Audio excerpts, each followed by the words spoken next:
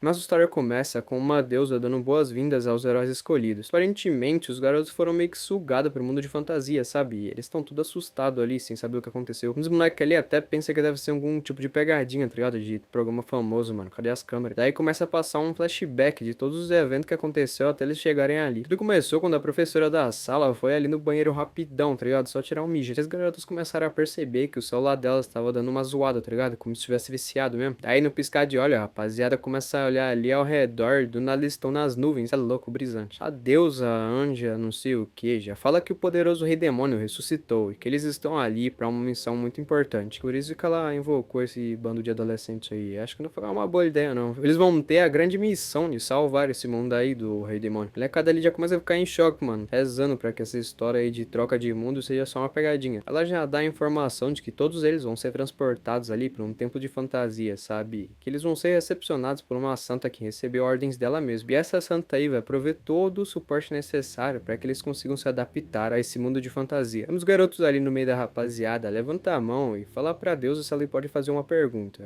Já fez, né, agora. Ele questiona se naquele mundo de fantasia tem um sistema de níveis, janela de status e monstros, como nas novels que ele via nos manhwas. E a Anja ali já fala que claramente que existem. E a garota não dá nem tempo. Ele pergunta também se, como aquele lugar é um mundo de fantasia mesmo, vai ter todo aquele esquema de época medieval, sabe? Se realmente for assim, pergunta se vai ter príncipes e cavaleiros também. E a deusa ali fala que sim, também vai ter esses cavaleiros. E a garota já fala que então isso aí vai ser divertido. E outro garoto já chega ali perguntando se tem alguém dali que vai ficar forte e se tornar um herói. E a deusa responde que não, então ele já pergunta se todos ali vão ser heróis independente das habilidades deles, já que não vai ter nenhum super destacado. Então aquela anjo já fala que todos ali têm poderes, porém nem todo mundo recebeu o mesmo poder, sabe? Tem uns mais fortes e outros mais fracos. E que para ficarem mais fortes, eles devem ser reconhecidos por vários deuses daquele mundo, assim recebendo as bênçãos deles. Só dessa forma, eles vão acabar ficando cada vez mais fortes e virando o verdadeiro herói. Então aquele garoto ali já pega a senha de que o reconhecimento e as bênçãos são a verdadeira chave aí para ganhar poder. E a deusa ali já fica interessada nele, dizendo que parece que aquele herói é bem confiante, que vai ficar de olho nas conquistas dele. E aquele garoto que fez a primeira pergunta já fica ali meio chateado por ela ter tratado ele de uma forma diferente desse mano aí de agora. Daí uma garota ali já aproveita esse tempo aí que todo mundo ficou em silêncio e pergunta se ela pode fazer uma pergunta. Ah, já fez, agora é duas, né, velho? A deusa responde que sim, a garota ela já agradece por esse tempo aí precioso que a Santa tá reservando pra eles e fala que ela é representante de classe e o Borá. Então a Santa ali com um sorriso no rosto já fala pra ela que claro que ela pode fazer uma pergunta, né? Até porque ela tá ali pra isso. A garota já fala que entende que esse mundo tá em perigo, que ela precisa muito da ajuda deles, mas que ela tem certeza de que as famílias deles e os professores estão preocupados de pra onde eles foram levados. Então pergunta a ela se por acaso aquela deusa não poderia avisá-los do paradeiro deles, ou pelo menos dizer que eles estão bem, sabe? Então a deusa fica ali pensando por alguns segundos e responde que isso aí na verdade vai ser bem difícil de fazer, sabe? Então a garota já pergunta quando que eles vão voltar para casa, né? Só pra saber se não vai demorar muito também. E a deusa responde quando eles derrotarem um poderoso rei demônio, que os deuses que o ajudaram durante esse trajeto irão realizar um dos seus desejos. Daí a rapaziada que tá ali já começa a tumultuar também, tá ligado? Fazendo mó bagunça, querendo cada um fazer uma pergunta. E a deusa ali calmamente respondeu todas elas. Mas com o passar do tempo, as respostas começaram a ficar mais simples, tá ligado? Porque uma resposta que ela dava pra um acabava respondendo a pergunta que era do outro, entendeu? Tipo assim. Mas aí depois de algumas horas, a deusa tá ali só sobrevoando ali a rapaziada e pergunta se alguém aí ainda tem algum questionamento. Então nosso protagonista ali, ainda meio tímido, começa a levantar ali a mão dele meio acuado, tá ligado? Levanta a mão logo, né? E a deusa já percebendo essa intenção dele fala pra ele logo qual que é a sua pergunta. E o prota responde que a dele não é bem uma pergunta, na real é um pedido. Ele quer que ela mande ele de volta pra terra, sabe? A deusa ali, muito da bonita, fala que ela achava que já tinha explicado isso antes. Eles vão sim retornar à terra após derrotarem lá o poderoso rei demônio, ela explicou mesmo. E o protagonista ainda, com uma carinha meio de choro, fala que ele não quer pra depois não, mano. Mano tá pedindo pra ela fazer agora, sabe? Daqui tá apressado, velho. E já fala que ele não tem intenção nenhuma de virar herói. Então fica um clima meio esquisito ali, um silêncio meio estranho entre a rapaziada. Ele pergunta novamente se por acaso é possível ele ser mandado de volta pra terra. E ela fala que é claro que é possível, mas primeiro pergunta a ele se ele é capaz de virar as costas pra aquele mundo que tem incontáveis vidas em perigo, simplesmente porque ele quer ralar. Então o Prota também faz uma pergunta ali pra ela, dizendo que como alguém pode salvar o mundo enquanto sua família está preocupada procurando seu filho. E a rapaziada ali ao redor fica meio pensativa, né, mano? É verdade, mano. Então essa santa olha bem pro nosso protagonista e pergunta qual que é o nome dele. E ele responde que seu nome é Kang Kang Han-Zu, e que o nome dele foi dado pelos pais dele que são muito amorosos e que discutiram muito sobre qual nome ele receberia, já dando aquela cortada na moça também. Então a Anja já olha ali ao redor e pergunta se tem alguém a mais que não quer se tornar herói como o nosso protagonista. Ela pede humildemente que ele diga agora, que não vai forçar eles a fazer nada que eles não queiram. Só que ninguém vai nessa fita aí com o protagonista, tá ligado?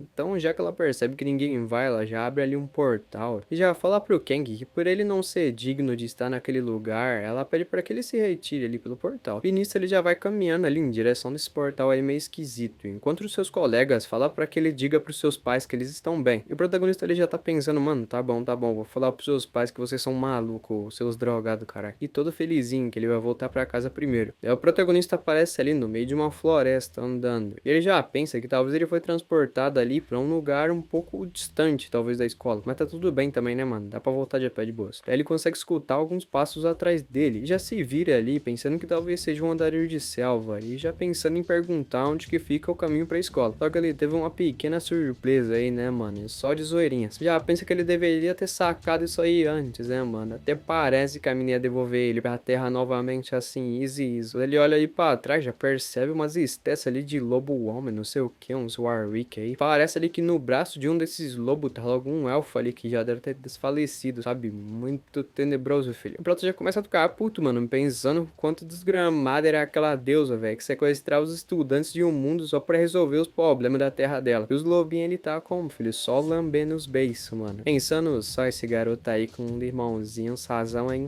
Marcha. A parte ali pra cima do protagonista, dizendo que carne fresca é bem melhor. O Protinha já tem que começar a correr pela vida dele, velho. Rapaziada, passando aqui por Dali. Só pra lembrar vocês que se estiver gostando aí da obra, mano, não esqueça de comentar alguma coisa aí embaixo pra dar aquela engajada, tá ligado? Não esqueça de deixar o like também, né, mano?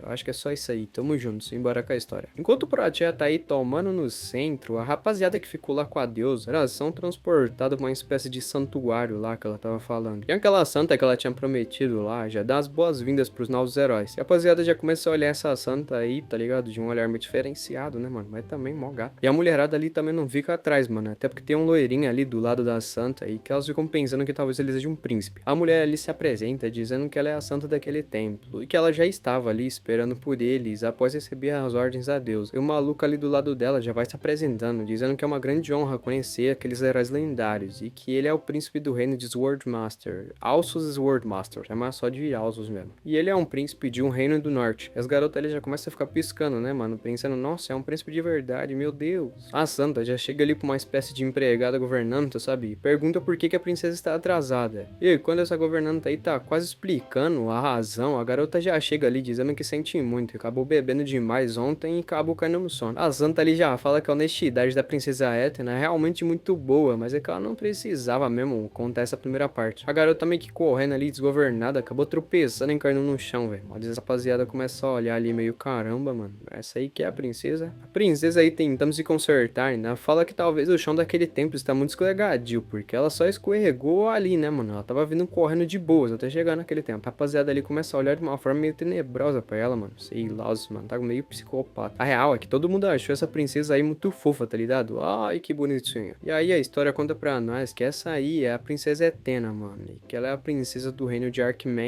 e a instrutora de magia dos heróis. E aí a santa ali já conta que ela é do reino do sul e que ela vai dar suporte a eles juntamente com o príncipe Alsus. Aquele moleque lá que tava empolgado já consegue abrir ali a janela de status dele e já fica felizão por causa disso. E já julga a rapaziada ali por tá vendo todo esse evento aí como se fosse um passeio daquelas de escola de criança, sabe? E fala que o que eles deveriam estar se importando mesmo é como aumentar ali seus status, né, velho? Aí ele esqueceu que nem todo mundo tem o conhecimento de manual de aventura igual a ele, né? Igual você também, meu querido, tá vendo aí o vídeo agora. Quando ele olha ali o sistema, ele começa a ver ali bênção, maldição, núcleos, e fala que até entende o que bênção é, mas o resto aí tá meio confuso. Daí ele vê ali uma espécie de título, uma tag com o nome de herói, e decide clicar ali pra ver o que ele era. Aí, basicamente, essa benção aí é ele conseguir traduzir automaticamente em idiomas de raças amigáveis, e que a experiência ganha através de caças e conquistas grandemente aumentada. Ou seja, as raças aí desse mundo que são amigáveis, ele vai conseguir conversar tranquilamente, tá ligado? E o resto ali vocês já entenderam. Ele pensa que por ser um efeito limitado, com certeza esse poder aí é overpower. Mas o lado ruim é que vários outros competidores ali conseguiram a mesma bênção. Daí aquele garoto que parece ser o mais inteligente dali, chega na deusa e fala que ela tinha dito que eles deveriam receber as bênçãos de outros deuses, mas como que eles vão conseguir fazer isso? E ela responde que para ter um contrato ou uma bênção com um deus, ele precisa primeiro atrair a atenção dele, e que cada deus ou deusa tem seus próprios ideais. E antes dela terminar de falar, meio que uma notificação ali pro Perup aparece na frente ali dos heróis, falando que um deus tá olhando para eles. E aí os deuses que estavam ali naquele santuário já começam a conversar com os alunos. E a Sada termina de falar que cada deus tem seus ideais diferentes, mas todos eles estão procurando por alguém capaz de derrotar o rei demônio. Então isso já responde a pergunta dele, né?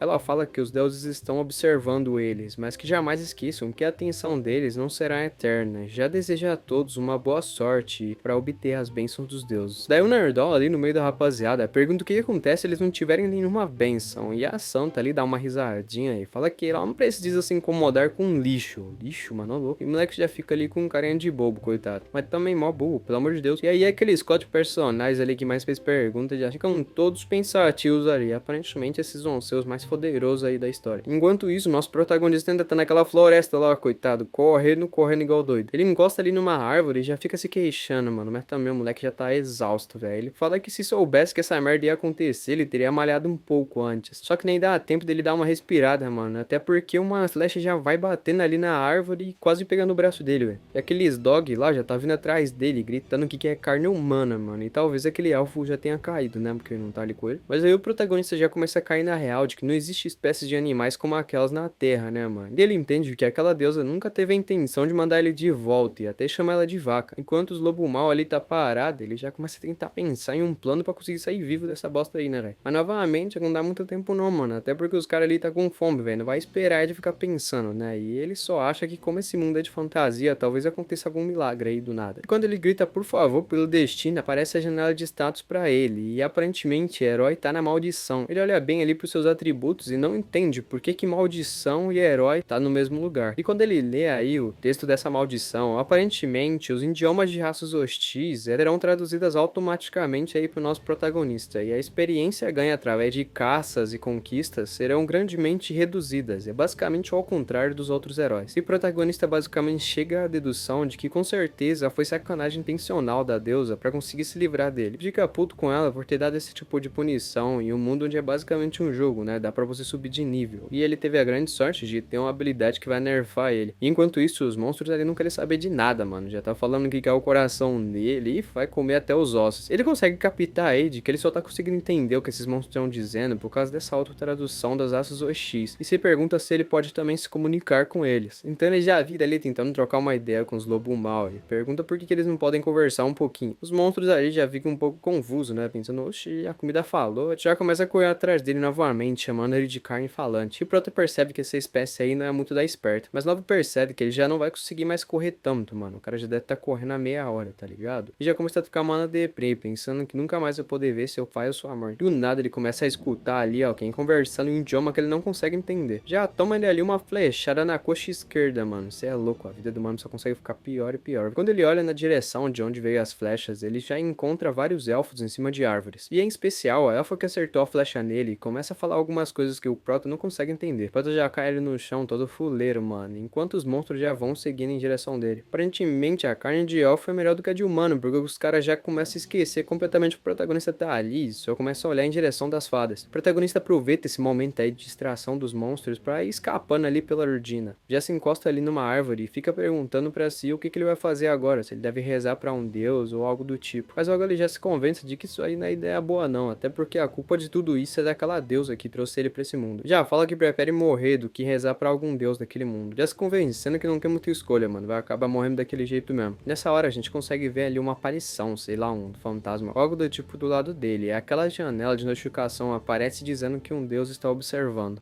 O protagonista ainda tá ali no meio da treta, né, mano? E fica observando ali os lobão gritando com os elfos. E ainda tá naquela parada de ficar pensando se ele deveria rezar ou não. Até porque ele só chegou nessa situação atual por causa de uma deusa. Então se pergunta se ele realmente deveria rezar pra algum deus. O moleque só manda todo mundo se lascar e decide morrer ali mesmo. Mas aí o fantasma ali, em versão garoto, já tá observando ele e ele consegue ouvir uma voz estranha. Não é que naturalmente, sem nem perceber, acaba gritando pro socorro. E aí esse deus aí, menino fantasma, não sei o que, pergunta ao garoto por que ele tá sozinho ali no meio da floresta. E o Kang responde que o motivo dele tá ali sozinho é por causa de uma deusa de merda que sequestrou ele, um cidadão de bem, e deixou ele ali pra morrer na merda. E o protagonista começa a pensar que ele não pode falar a verdade, né? Que é porque ele foi covarde e não queria salvar esse mundo. Até porque esse deus aí, ele também deve ser amigo daquela anja lá, deusa, não sei o que. Então ele já pede pra aquele espírito solitário que por favor salve ele primeiro, né? Já que tá doendo tanto ali a flechada na perna dele. E aparentemente aquele deus fica confuso. Confuso por quê, mano? Mano, só tá querendo sair dali, tá quase morrendo. Mas talvez você pergunta ali se por acaso tem algum deus ali ao redor que poderia ajudar.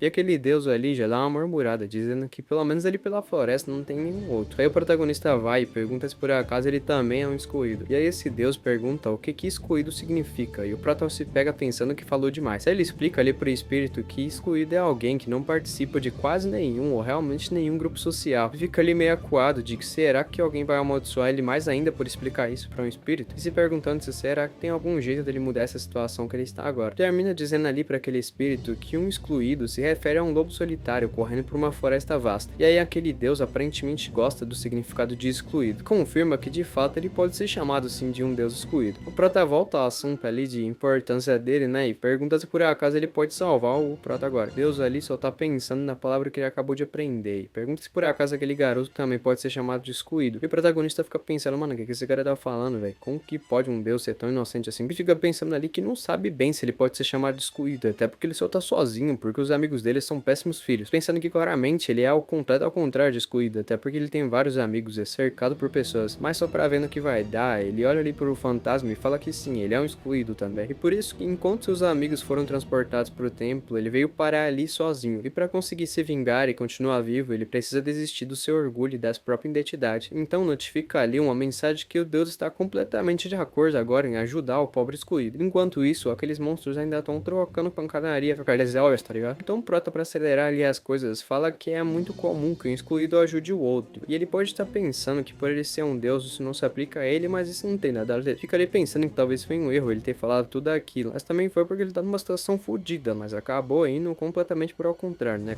O bagulho ficou pior ainda. Daí aquele deus diz que todos os excluídos estão no mesmo nível e decide ajudar ali o protagonista. De uma forma aí milagrosa, aquele deus consegue tirar a flecha da coxa do protagonista e ainda cura o ferimento instantaneamente. O protagonista já vai se levantando e agradece aquele deus por estar curando ele. Fala que seu corpo tá muito mais leve. E o deus ali tá orgulhoso de estar fazendo isso pelo aquele cara excluído. Quando ele olha de novo ali sua barra de status, uma benção foi adicionada e é excluído F. E o prota se pergunta por que excluído foi considerado uma benção. E bom, basicamente o texto que tem por trás dessa benção é que o excluído terá todas as suas condições reiniciadas, exceto a morte. E uma coisa assustadora vai acontecer se esse lobo solitário sair da floresta. Isso parece bem improvisado na real. O protagonista fica se perguntando que parada é essa de lobo solitário, tá ligado? Basicamente o que ele entende é que se ele virar um famosinho, ele vai acabar sendo castigado, né? Já que a benção enfatiza bastante a coisa de ser excluído. E o protagonista aproveita esse momento aí que os monstros estão lá se degladiando e já começa a dar no pé, velho. O moleque já sai correndo. Mas ao pisar em um galho que tava ali no meio da mata, o moleque já faz barulho e chama a atenção dos monstros que percebem que ele tá fugindo. Só que agora o moleque tá muito mais rápido que antes. E o monstro percebe isso, dizendo de uma forma meio zumbi, tá ligado? Carne rápida, carne rápida. E aí o prota finalmente entende qual que é a parada do excluído, né? O bagulho de todas as condições são reiniciadas, exceto a morte, é que ele consegue ter o vigor eterno. E o moleque já sai no pinote, filho. Ninguém pega também, né? O mano não consegue ficar cansado. E aí os monstros ali já atacam ali uma pedra na direção do protagonista, que pega bem na nuca dele, filho. E o mano já começa a cair, o que faz a gente pensar que ele vai virar almoço, né? Mas aí ele já levanta e sai voado como se nada tivesse acontecido, filho. E o prota já começa a agradecer aquele deus, dizendo que essa benção é incrível. E que ele nem tá falando isso pra inflar o ego dele, mas que isso é demais. Enquanto os lobos estão ali correndo atrás dele, ele percebe que seu cansaço e machucados não são as únicas coisas que sumiram, mas ele também consegue ficar calmo, mesmo nessa situação de vida ou morte. Então o protagonista aí já com tédio de estar correndo aí já faz meia hora, já pensa na situação de que se os caras pegar ele, é só ele morder a sua língua e já vai ficar de boas, né? E o deus ali fala que morder a própria língua não vai ser o suficiente pra ele morrer, já que vai fazer um machucado e aquela benção cura ele de todos os machucados. são literalmente todas as condições exceto a morte. Então o Pro tá correndo, acaba chegando ali perto de um precipício e se pergunta se ele consegue sobreviver caindo daquele lugar. E o Deus responde que com certeza ele vai morrer se cair daquela altura, né? Até porque o bagulho é se você faz um machucado, mano. Se você pular desse bagulho aí, você vai morrer direto. E a situação do protagonista começa a dar uma engrossada, né? E ele até começa a falar que Deus pão duro é aquele, né, mano? Pedindo pra ele que lhe dê pelo menos umas assas ali pra ele sair daquela situação. E os monstros já chegam ali perto do penhasco junto com o Prota. E caramba, já chegaram um monte junto. E o Prota percebe que o bagulho azedou mesmo, velho. E enquanto ele tá tentando lidar com esse Deus aí todo torto, tem um penhasco bem na frente dele e uns monstros querendo jantar ele atrás. Então o Prota consegue ali pensar rapidinho e já se vira chamando a atenção naqueles monstros, dizendo que ele tem uma ideia muito boa e que vai ajudar todo mundo ali, até porque tem um monte de estômagos vazios e ali não tem comida pra todo mundo. Ele já fala que para o primeiro que conseguir pegar ele vai dar uma parte maravilhosa do corpo dele. Rapaziada, essa parte aí ficou bem esquisita, hein? O protagonista é lá ele.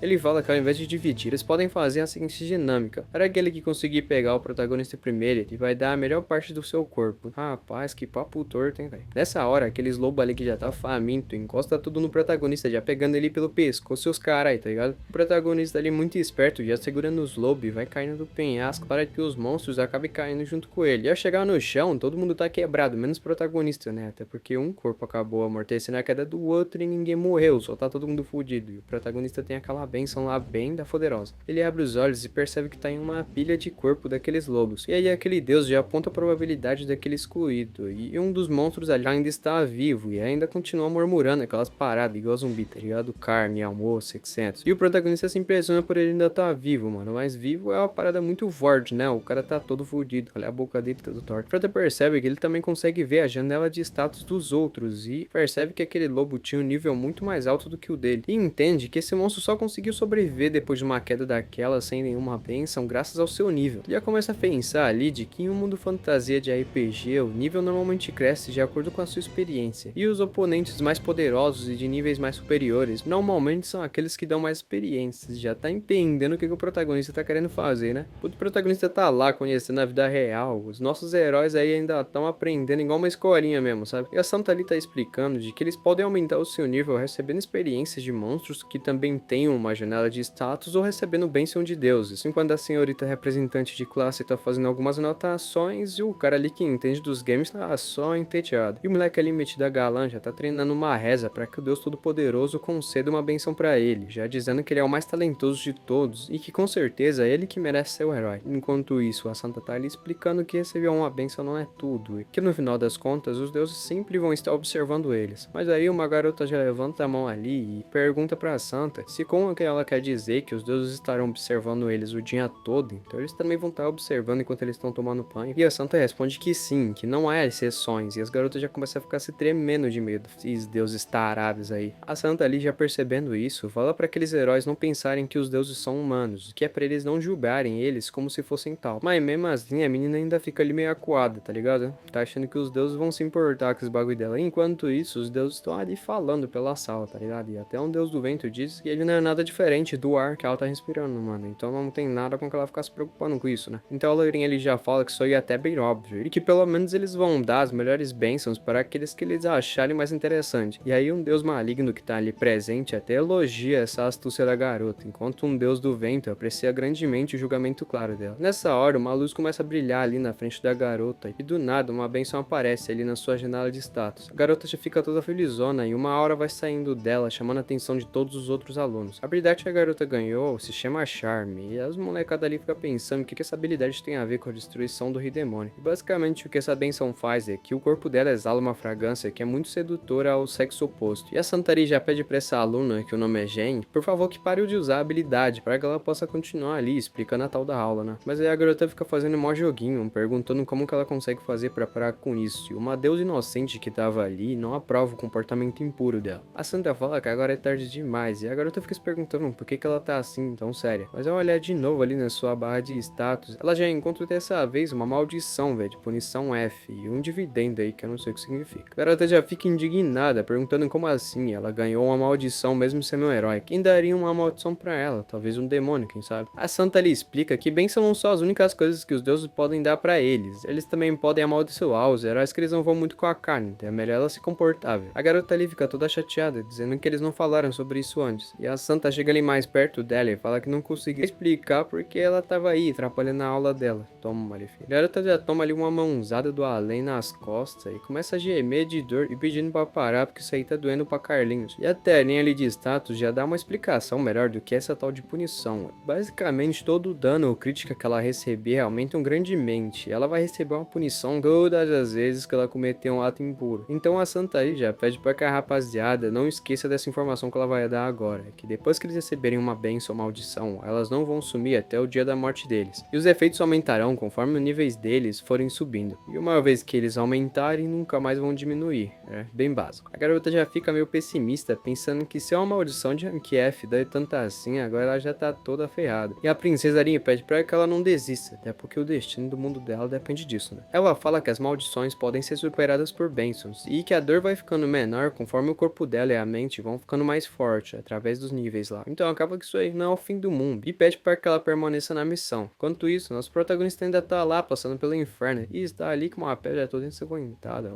Ele se pergunta por que o nível dele não mudou, mesmo ele acabando com a vida de um monte daqueles lobos que eram acima do nível dele, mesmo assim não aconteceu nenhuma mudança no seu nível. Ele pensa que isso aí deve ser por causa da maldição do herói. Então ele pergunta ali rapidinho pro deus dos lobos solitários se existe alguma informação realmente útil sobre isso. E a divindade ali pede para que ele o chame apenas de excluído, mas não gostou mesmo desse apelido. E aí fala aí pro protagonista que essa questão ele não pode responder. E o protagonista fica ali pensando que esse deus aí é realmente inútil, filho, não serve pra nada. Mas ainda assim ele tem a bênção, que até agora essa foi a única coisa boa que apareceu na vida do prota, então é melhor se assegurar isso. E o protagonista começa a correr e o deus resmunga que correr por aí parece ser bem entediante. Após algumas horas aí correndo pela floresta, ele percebe que não sentiu nem sede, nem fome, nem mesmo cansaço, e o deus propõe que ele tente fazer outra coisa. Mas o que o prota quer realmente é encontrar outra pessoa ali, pra conseguir trocar uma ideia, pelo menos, tá ligado? Mas é o que ele realmente encontra ali no meio da floresta é um grupo de lobos famintos que também sentiram ali o cheiro dele. O protagonista percebe que mesmo na parte de baixo do penhasco, aquele lugar é repleto de monstros comedores de humanos. E o deus ali excluído só dá uma risadinha e torce pra que ele pelo menos morra em paz. Então o protagonista já pega aquela adaga que ele roubou do lobo lá mais forte e já encara ali os lobos pensando em como que ele vai poder eliminar eles. O lobo ali já começa a cheirar o chão e não consegue perceber de onde que aquele cheiro de carne vem. E o protagonista até quer sair daquela floresta e encontrar um vilarejo humano, só que ele não sabe por onde ele tem que ir. Então ele já levanta ali a cabeça e começa a pensar em uma forma de conseguir derrotar aqueles lobos, enquanto Deus reza pela alma dele. O prota pega ali uma corda que ele achou no chão e faz meio que um porta, sei lá, um suporte, para conseguir guardar sua adaga e ganhar mais mobilidade. Já pega ali o que restou da corda e faz meio que um torpedo amarrando numa pedra e perguntando pro Deus se ele por acaso sabe o que é força centrífuga. Ele já começa a girar o bagulho ali com toda a força e vai em direção dos lobos, dizendo que ele vai mostrar àqueles monstros o que é o poder da ciência. Pela vitalidade do protagonista, parece que ele vai cair a qualquer momento se continuar balançando aquela pedra, mas também o moleque é todo magrinho ali. Mas então, aquela benção dele já é ativada novamente, todas suas condições são reiniciadas. Daí o bichão já consegue recuperar completamente seu vigor e as suas pernas até param de tremer, fazendo com que ele pense que agora tá pegando o jeito até dessa benção aí. Cê é louco, o moleque já começa a solar todo mundo ali com a pedrinha, velho. Mas os lobos ali que também não é bobo, já percebe que ele tá usando essa tática aí, pega uma distância, começa a tacar a pedra no coco do prota. Ele já dá ali uma fingida de que tá exausto, só pros lobos começarem a avançar nele sem pensar muito. E quando eles estão bem perto de guarda baixa, o protagonista já revela que tava só esperando e dá-lhe uma pedrada na cabeça de cada um. E nesse momento, aquele deus começa a botar a fé mais no protagonista. Então o protagonista percebe que um dos lobos ainda está vivo ali, só tá meio inconsciente, e pede para que ele diga onde os humanos vivem. Mas ao mesmo tempo ele pensa que essa pergunta aí foi meio inútil, até porque o lobo pode simplesmente mentir. Mas a loba perceber que o garoto consegue falar na mesma linha que ele, já aponta ali pra uma direção e fala que os humanos estão bem ali. E o prota fica pensando que não faz muita diferença se ele estiver falando a verdade, até porque ele pode encontrar outra hiena ali pelo caminho e confirmar se isso aí é mesmo true. O prota já aproveita ali o momento e pergunta de que espécie aquele lobo é, e ele já pergunta se por acaso o protagonista é burro. Então o prota já dá aquela ameaçada, dizendo que se ele não quer que sua cabeça seja aberta, é melhor responder isso rápido. E o lobo ali responde que a raça dele é de gnus, e que se o prota poupar a vida dele, ele pode responder tudo. O protagonista agradece por todas essas informações ali do lobo, já dá-lhe uma pedrada na cabeça dele, só se despedindo mesmo. O deus que tá ali ao redor já confirma pro prota que a raça daquele monstro é gnu mesmo. E ele fica pensando que os gnus que eles tinham visto nos jogos eram bem mais fofinhos do que aqueles monstrão que tava ali, velho. O bichinho parece até uns pateta. O protagonista fica ali observando a janela de status e se pergunta por que mesmo matando um monte deles, ele não consegue upar de nível. incrível. Enquanto isso, no templo lá que os estudantes estão na vida boa, o príncipe ali já fala que o treinamento oficial deles irá começar a partir de amanhã e que ele será o responsável por ensinar ali aos heróis a arte da esgrima, enquanto a princesa Atena vai ser responsável por ensinar magia, e que os jovens podem escolher qualquer área de interesse deles. O garoto ali já pergunta se ele por acaso pode aprender os dois, e a santa fala que claro que sim, mas que se ficar difícil pra ele pode desistir dessa rotina depois. E o garoto fala que isso não vai acontecer, até porque ele vai se esforçar ao máximo. Então um deles ainda pergunta se tá tudo bem se ele não participar de nenhuma aula. E o príncipe julga que se ele não precisa da melhor esgrima e magia daquele mundo, então ele pode fazer como preferir. E ele também pergunta se por acaso ele pode sair daquele templo quando ele quiser. E o príncipe responde que sim, e fala pra ele se ele ainda tem alguma pergunta. Ele responde que não, e um deus imaturo que tá ali no templo já fica interessado nesse garoto aí. Durante a noite, o garoto fica pensando nesse papo aí de treinamento. Ele até chega a pensar que isso aí é tipo um bônus para aqueles que não têm nenhum conhecimento ou habilidade roubada. E como ele é o personagem principal, ele deve fazer seu próprio caminho. Ele fica até pensando enquanto aqueles trouxas vai ficar fazendo o treinamento que eles derem, ele vai estar aí explorando algumas ruínas e labirintos com umas amigas fofas que ele encontrar aí pelo caminho. O Luke tá se achando e tá se achando bem, mano. Logo na manhã seguinte, o príncipe já tá ali falando para que todos os heróis que desejem seguir o caminho de cavaleiros sigam ele, mas que ele também não se preocupem muito com essa decisão, já que eles podem abandonar ali a qualquer momento. Um dos garotos ali pergunta quanto à magia, onde que ele deve ir para aprender a magia, e o príncipe responde que aparentemente a princesa Etna viveu demais na noite passada, mas como ela é bem esforçada no seu trabalho, ela deve chegar logo logo. Então já fala que para as pessoas que querem aprender magia, esperarem ali por alguns instantes, e já já a Etna tá aí, mano. A rapaziada ali tá toda empolgada para esse primeiro dia de aula, enquanto o garoto ali só tá mexendo na janela de status e indo justamente pro lado ao contrário dos outros estudantes. Mas no nada o One-Ho já fica com o cu na mão ali, velho. Aparentemente apareceu ali na sua janela de status que ele é o herói F especial. E basicamente o texto dessa bênção, sei lá o que ele é o personagem principal, escolhido pelo mundo para ser o herói. Mas que só ele consegue ver e sentir essa bênção especial. Ele que nem se achava muito, agora encontrou o motivo para conseguir basear aquela história que ele criava na cabeça. E ele ainda tá ali com meio que inveja daquele Shoi Kangman, né? Até porque todo mundo ali acha que ele é o protagonista natural, né, mano? O cara também exala a aura de protagonista. Mas ele tem o ego bem inflado e pensa que se um cara como aquele dá o seu melhor, talvez ele provavelmente consiga ganhar pelo menos o lugar de rival dele na história principal. Então ele chega ali em um lugar chamado Praça da Cidade Prolongada, que aparentemente é uma guilda, e pensa que agora de fato ele parece estar no lugar certo. Uma história de um protagonista com certeza deveria começar ali. A galera ali já começa a dar uma encarada bruta pra ele, até porque nunca tinha visto ele antes. E a recepcionista ali da guilda pergunta o que trouxe ele àquele lugar. E o metido aí, a protagonista, fala que veio se registrar como um mercenário. Mas enquanto ele tá aí trocando ideia com a recepcionista, uma garota já aparece e fala que aquilo não é lugar para um novato igual a ele. Manda ele parar de falar merda ali e voltar logo pra sua cidade natal. E que de garotos igual a ele, ela já vê em grande número virarem mercenários e morrer daí então. O Black já começa a pensar que essa garota tá conversando com ele, com certeza é um efeito da sua bênção de buff de protagonista. Ele fica olhando pra ela aí com essa cara de bobo mó esquisita. A menina pergunta se por acaso ele tá escutando ela. E o moleque só tá pensando que com certeza essa bela mercenária que tá aí toda intrometida na vida dele, definitivamente deve ser uma princesa ou uma nobre de alta posição disfarçada, e que com certeza esse é o destino de um protagonista. Sem dúvida é um efeito da sua bênção. Então o moleque já parte pra usar de alegria. Fala que se ela tá tão preocupada assim com ele, por que ela não acompanha ele nessa missão? Ele fala que não é muito bom em julgar as pessoas pela aparência, mas pra ele, ela já experimentou várias vezes esse tipo de experiências. E pergunta se por acaso ele tá errado, e a garota fica ali com uma cara de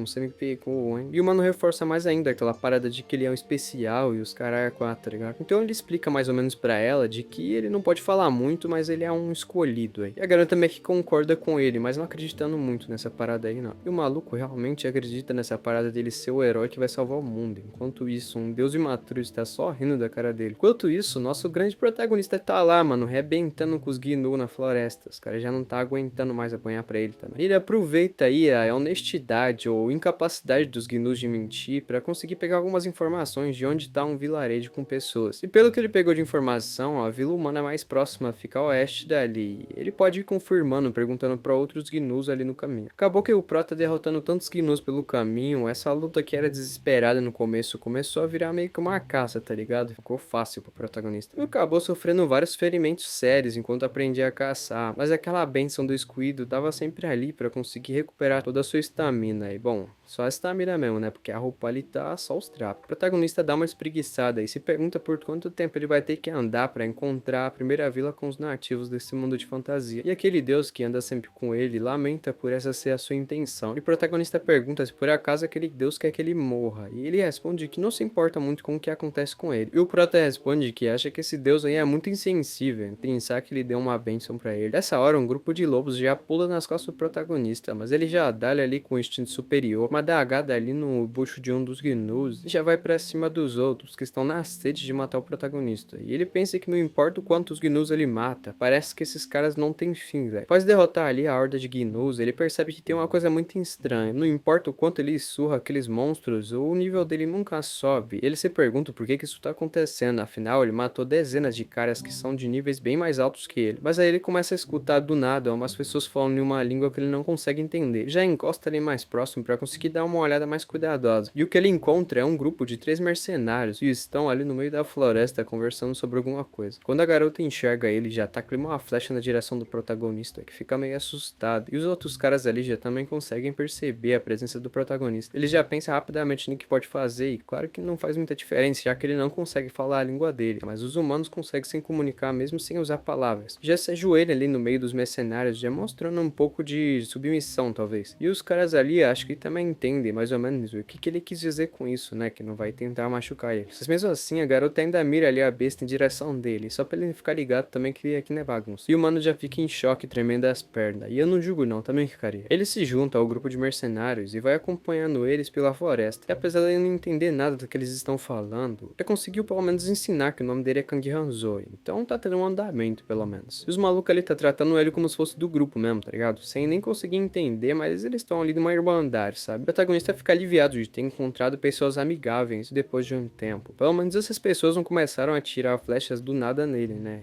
Inclusive, ele não precisa se preocupar agora com os monstros que vão aparecer pela frente. Ele nota que não consegue ver a janela de status deles, mas que com certeza, por ser mercenários completamente armados, eles devem ser mais fortes do que alguém do nível 1. E aquele deus ali enfatiza que ele não tá agindo como um excluído. O protagonista dá ali uma debochada, dizendo, tá bom, fica quietinho aí. E o deus ali dá uma resmungada por ele estar o tratando dessa forma tão friamente. O protagonista fala que é normal ele agir casualmente com alguém que ele é próximo. E o deus fala para que ele não age assim, como se os dois fossem amigos. O garoto fica ali meio papo, ele até ter conseguido conhecer gente nova, mas ele só consegue conversar com aquele deus. Porém, graças à linguagem corporal, ele conseguiu descobrir o nome daquelas pessoas. O nome do velhote grandão é Gary, e pelo chute do protagonista, ele deve ser o líder do grupo, já que ele parece ser o mais forte ali da rapaziada e carrega aquela espada gigante. E o nome daquele jovem com cabelo legal é Cole. Ele é menor que o Gary, mas tem um corpo bem forte e rápido. Ele tem uma espada longa em cada lado da cintura, e usa as duas quando vai lutar, estilo mais famoso de esgrima de toda a fantasia. Também tem a garota ali da besta. Ela basicamente é a atacante de longo alcance do time. Baseado no seu tamanho, o Proto não acredita que o propósito inicial dela seja lutar contra pessoas. A garota aponta ali para uma direção na floresta e o garoto dá uma olhada. E quando bate o olho, ele já enxerga meio que uma fumaça. E já chega à dedução de que se aquilo não for um incêndio florestal, com certeza deve ser fumaça de uma chaminé. E já fica feliz por finalmente ter encontrado um lugar onde os seres humanos habitam. Enquanto isso, aquele deus já começa a comentar de que ele não tá agindo como um excluído. Já começa a olhar ali pra ele com desgosto. O Prota responde pra ele que só tá fingindo se dar bem com aquele pessoal pra conseguir fugir daquela floresta. Mas enquanto eles estavam ali observando essa floresta, os gnus já chegam ali em grande número e morrendo de fome. E o grupo ali já começa a ficar preparado pra enfrentar esses monstros. O Prota percebe que é a primeira vez que ele vê tantos depois daquele penhasco e pensa que com certeza eles estavam esperando para emboscá-los. O Gar já se aproxima deles dando uma espadada que já tira uns 3 à frente. E o Cole aproveita a brecha e já pula nas costas do Gary para conseguir fazer um ataque por cima. Enquanto isso, os gnus ali só estão falando na língua deles, né, que estão deixando aquela carne cansada. Nessa hora, a Misa já prepara ali sua besta e dá sequenciada de headshot nos gnus que estão se aproximando. Tanto enquanto ela tá aí, observando quem tá lá perto dos garotos que estão lutando, um gnu se aproxima pelas costas dela e já vai mirando no seu pescoço. Mas por sorte, nosso protagonista já tava esperto, já dá-lhe ali um socão na boca do gnu. Com a ideia bem fixa na cabeça de que como os humanos são animais sociáveis, ele realmente precisa mostrar a eles que que eles podem confiar nele. Só que nessa hora, aquele Gnu já consegue recuperar sua postura, e quando ele tá quase pegando o protagonista, ele se abaixa e acerta com a adaga no queixo daquele monstro, o que deixa ali seus novos companheiros um tanto quanto impressionados. Prota fica contente por eles ter conseguido derrotar aqueles monstros e ninguém ter se machucado no final, e ainda fala que se não fosse por aqueles mercenários eles estariam em problema com aquele tanto de Gnus que tinham ali. Mas nessa hora o grupo se vira pra ele, a Misa aponta a sua besta em direção do protagonista, e ele pergunta se ela está brincando, né? Eles trabalharam tanto juntos pra conseguir sair daquele grupo de monstros, mas aí a garota só fala uns bagulho ali que não dá pra entender e já taca ali a flechada no peito do protagonista sem dó e sem piedade, mano. E ele só cai ali pra trás e fica pensando que mundo de fantasia de merda é esse. Os malucos ali ficam olhando o corpo do protagonista meio desapontados, e o Cal parabeniza a Misa pelo seu bom trabalho, já que o plano deles acabou dando errado por causa daqueles Gnus. E a garota fala que foi até bom deles ter aparecido, porque graças a isso eles conseguiram perceber de o quão perigoso aquele cara era. Eles acharam que ele era fraquinho devido ao seu porte ali de graveto, né? Mas além dele ficar falando aquele idioma bizarro, ele foi bem melhor em combate do que ela esperava. O Gary fala que é uma pena eles não ter conseguido seguir com o seu plano original, e o Cal fala que é uma pena mesmo, mas que agora não tem muito o que fazer. Até porque ele não acha que eles iam conseguir vender aquele cara como escravo sem nenhuma resistência. É, rapaziada, não tinha amigo mesmo nenhum não. O Gary fala que é melhor eles pegarem aquela adaga que ele estava usando, e o Cole pergunta o porquê, já que provavelmente aquilo ali só seria lixo mesmo. E o Gary fala que já que eles não vão conseguir vender ele como escravo, então é melhor eles pegarem o que der, né, já pra não ficar de mão vazia. E de que às vezes aquela adaga pode ser até um item mais valioso do que eles pensam. O Cal e a Missa fica ali desacreditando desse papo aí do Gary, mas ele fala que hoje mais cedo viu que os adornos da adaga eram da realeza das fadas, e com certeza aquilo deve ser um tesouro muito valioso. Então o Cal fala pra que ele pegue, já que ele acha que aquela adaga pode valer alguma coisa. Então o Cal chega ali perto pra pegar a adaga do protagonista e percebe que mesmo morto, o Kang não larga sua arma de jeito nenhum. A Misa manda ele tomar cuidado porque ela atirou no peito do Kang, mas não tem certeza se acertou o coração. E quando o Cal finalmente dá o golpe de misericórdia no protagonista, do nada o painel de status do Kang aparece na sua frente. E ele sabe bem que só existem duas condições onde permite alguém ver a janela de status de outra pessoa, que é se essa outra pessoa te mostra ou se você tem aquela habilidade lá da observação, que o Cal não tem, então é a primeira opção certeza. Nessa hora o protagonista aproveita a guarda baixa do Cal e já taca ali a adaga no pescoço dele, mano, sem dó mesmo, tá ligado? Os dois companheiros que estão ali atrás já começam a ficar assustados. Nessa hora o protagonista se levanta ali no estilo bem berserker mesmo, sabe? E o Gary fica assustado, pensando que tipo de cara é aquele, mano. Chega na conclusão até que ele talvez seja um demônio. Ele já tenta levantar a guarda ali, mas percebe que tá muito cansado devido à luta de agora a pouco. E é essa hora que o protagonista já vem igual uma flecha em direção do Gary,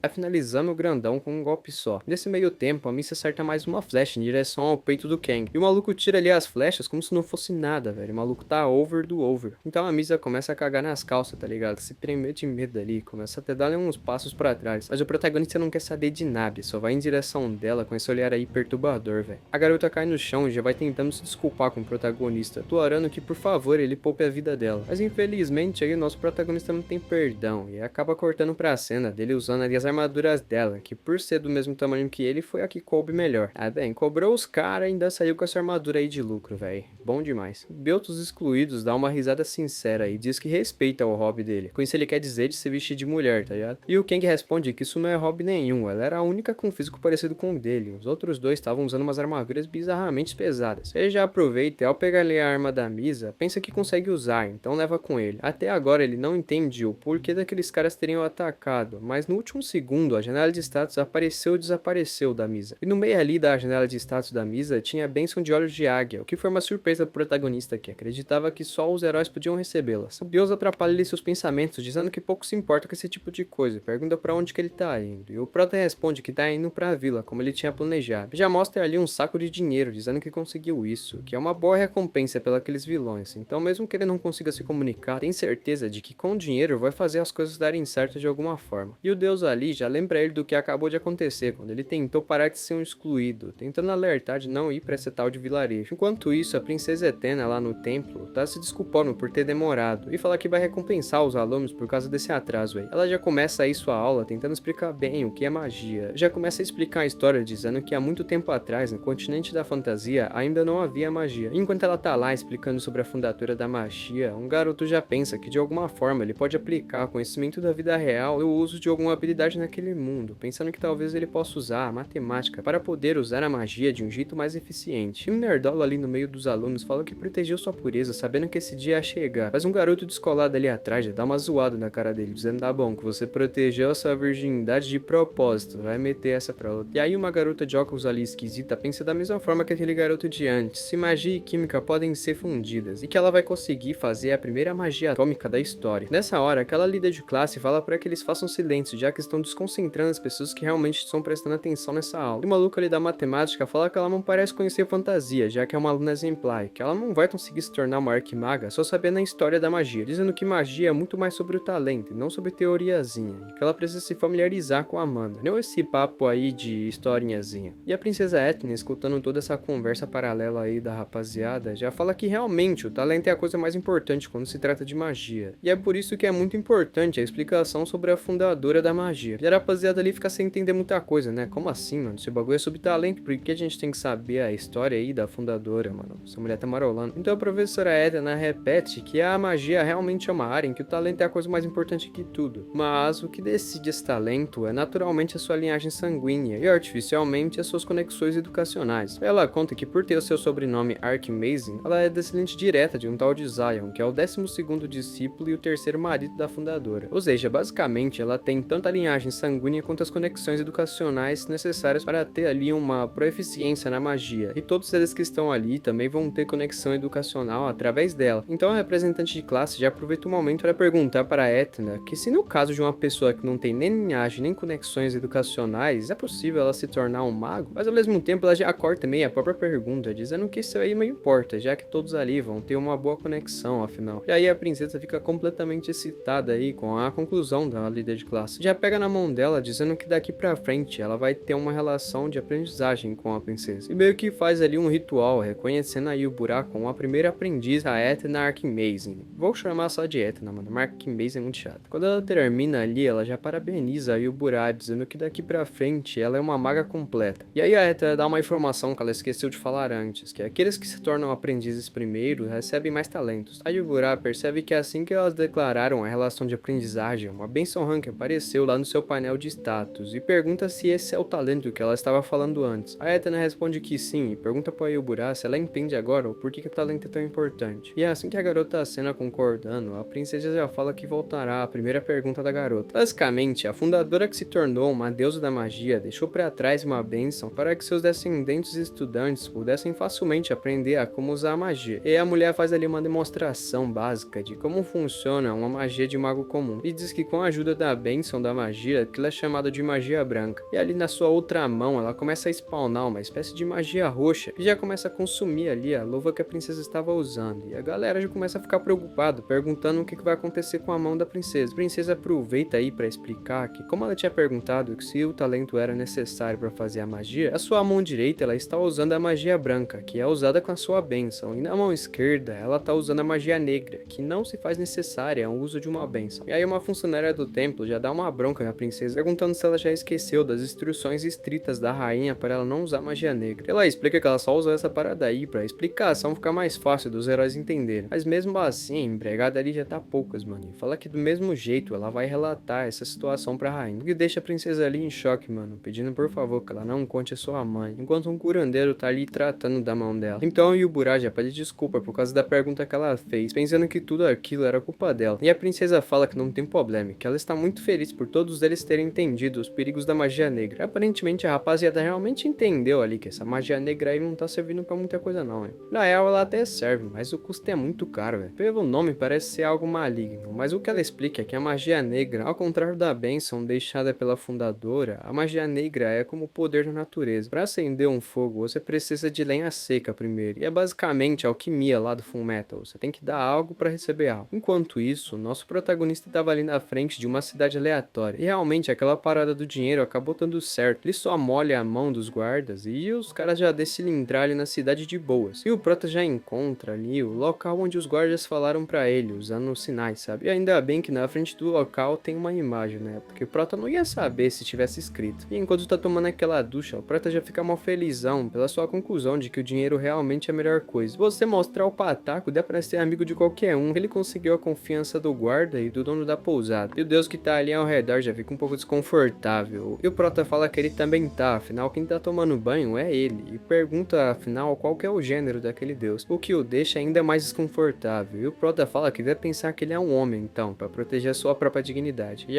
tenta ali tirar uma mancha de sangue do seu braço que não tá querendo sair nem fudendo. E o deus ali fala que tá ficando preocupado. O Proto não entende o porquê dessa preocupação e pergunta se é por causa daquele quarto. Quando começam ali a bater na porta, duas pessoas conversando estranho. Uma o Proto consegue entender e o outro tá naquele idioma de pessoas amigáveis. E o Ken grita então que ele tá tomando banho agora, que por favor esperem um pouco lá fora. E o maluco que tá ali fora falou que ouviu dos moradores que eles não falavam o seu idioma. O Proto já pega ali a sua adaga e se prepara para uma possível luta ali mesmo, naquela sauna, sei lá o que. Mas logo ele pensa bem, o fato deles conseguirem se entender é que essa pessoa atrás da porta possivelmente não é um humano. Ele já pensa na possibilidade dele ser um monstro, como uns gnus ou talvez um demônio. Nesse momento ele já senta ali na beirada da cama da pousada e fala que a pessoa pode entrar, escondendo sua adaga por entre o colchão. Então a pessoa começar a entrar, o Prota fica meio receoso, né? Porque afinal de contas não importa se é uma raça amigável ou hostil aos heróis, os elfos, humanos e gnus são todos perigosos para ele. E o que importa de verdade é que finalmente ele vai poder ter uma conversa decente com alguém. E o protagonista já pergunta o que tá rolando para aquele velho. E ele fala para ele não se preocupar tanto, porque ele é só o líder da cidade, veio ver o que tá acontecendo. Já que ele ficou ali sabendo que chegou um viajante que não sabia falar o idioma deles. O protagonista falou que entende, mas ele tá pensando, esse cara é um humano normal ou ele tá disfarçado? Ele parece até bem jovem pra ser um líder. É prefeito com 28 anos não dá não, né pai? Prefeito ali lendo a janela de status do Prota, fala que King Hanzo realmente é um nome bem único. O protagonista fala que é um pouco constrangedor dessas informações privadas sendo expostas assim. O prefeito ali então fala que se possível ele deveria tentar esconder a sua janela de status, apesar de que isso não funcionaria com ele, já que possui a bênção da observação. E o Prota fica impressionado com essa informação aí de que dava pra esconder. O prefeito comenta que achou que ele deveria ser uma fada ousada que acabou se infiltrando naquela cidade, mas aparentemente ele é só um terrapado de algum lugar longe dali. Já explica que aquela vila tem uma péssima história com as fadas, já que os gnus perderam suas casas por causa daquelas fadas gananciosas e acabaram fugindo para o território dos humanos. Um monte de gente acabou perdendo suas famílias e essa vila virou um forte feito por pessoas para se vingarem daquelas fadas pilantras. E o Prota aí pensa que é por isso que aquele lugar tem um monte de mercenários, enquanto o deus excluído olha para ele com um olhar de frustração. Então o prefeito pede se antes dele ir embora pode fazer uma última pergunta, que o Prota aceita. Ele comenta que já faz um tempo que ele colocou na sua comida uma poção de paralisia e se pergunta por que ainda não teve nenhum efeito. Nessa hora, o Prota não perde tempo e já tenta dar-lhe uma dargada no pescoço do velho, mas ele já trava no caminho e fica ali com uma carinha de bobo. Então o prefeito já fala que é impressionante como aquelas fadas nojentas têm uma alta resistência à poção e fala que aquela era uma magia que ele mesmo desenvolveu para um caso específico. Enquanto o Prata tá ali se contorcendo, ele pede para que ele não se esforce tanto, já que aquelas cordas invisíveis não podem ser superadas por algo como resistência à poção. E fala que a culpa não é dele, ele só teve o azar de topar com o prefeito da cidade. E o deus ali fala que tentou avisar o protagonista disso. Ele leva o Prota para uma espécie de porão ali, já explica que as pessoas têm raiva dos gnus por terem tido a visão deles trucidarem suas famílias e roubarem suas casas, mas ele sabe a verdade. E a verdade é que os gnus são tão vítimas quanto os humanos. Os verdadeiros culpados daquela história são aqueles que colocaram uns contra os outros para dominar o território dos gnus. E aí o maluco já mostra ali um estoque de fadas, dizendo que elas são desprezíveis e que são os verdadeiros inimigos deles. E aí ele já pede para o Prota dar uma olhada ali na sua janela de status, dizendo que aquele é o karma de quem carrega a verdade. E na janela do cara tá escrito lunático, mano, que faz bem jus a esse prefeito maluco aí. E ali no meio também tem uma maldição chamada Fada C, mano, que é alguém que basicamente foi escolhido para ser o inimigo declarado das fadas, e a vida e a juventude deles são reduzidas. Todo o rancor e dano causado por uma fada são grandemente aumentados. O Prota ali pergunta se essa maldição é algum efeito da deusa, e ele fala que esse é o acúmulo de rancor daquelas fadas assassinadas por ele, uma cicatriz que ele diz que é de honra. E o protagonista já pega a ideia de que a maldição não é algo que só pode ser concedido pelas deusas, e cada maldição tem uma condição especial, bem específica, mas rapidamente ele já pensa que tem que se safar dessa situação, e fala que ele não é uma daquelas fadas que o prefeito despreza. O prefeito ali comenta que ele não tinha muita intenção de ficar conversando muito, mas depois de ver aquela adaga que ele carregava, ele ficou um pouco curioso e pergunta onde foi que ele achou ela. O Prata olha ali pra adaga e pensa que foi uma recompensa que ele pegou matando aquele gnu chamado Carniceiro da Lua Azul, mas ele também não é idiota de falar isso aí, né? Já que naquele momento a sobrevivência é a prioridade principal. Então ele fala que pegou depois de matar uma fada que atirou uma flecha nele sem motivo nenhum. Já emenda dizendo que acha que eles podem ser dois camaradas com um inimigo em comum. O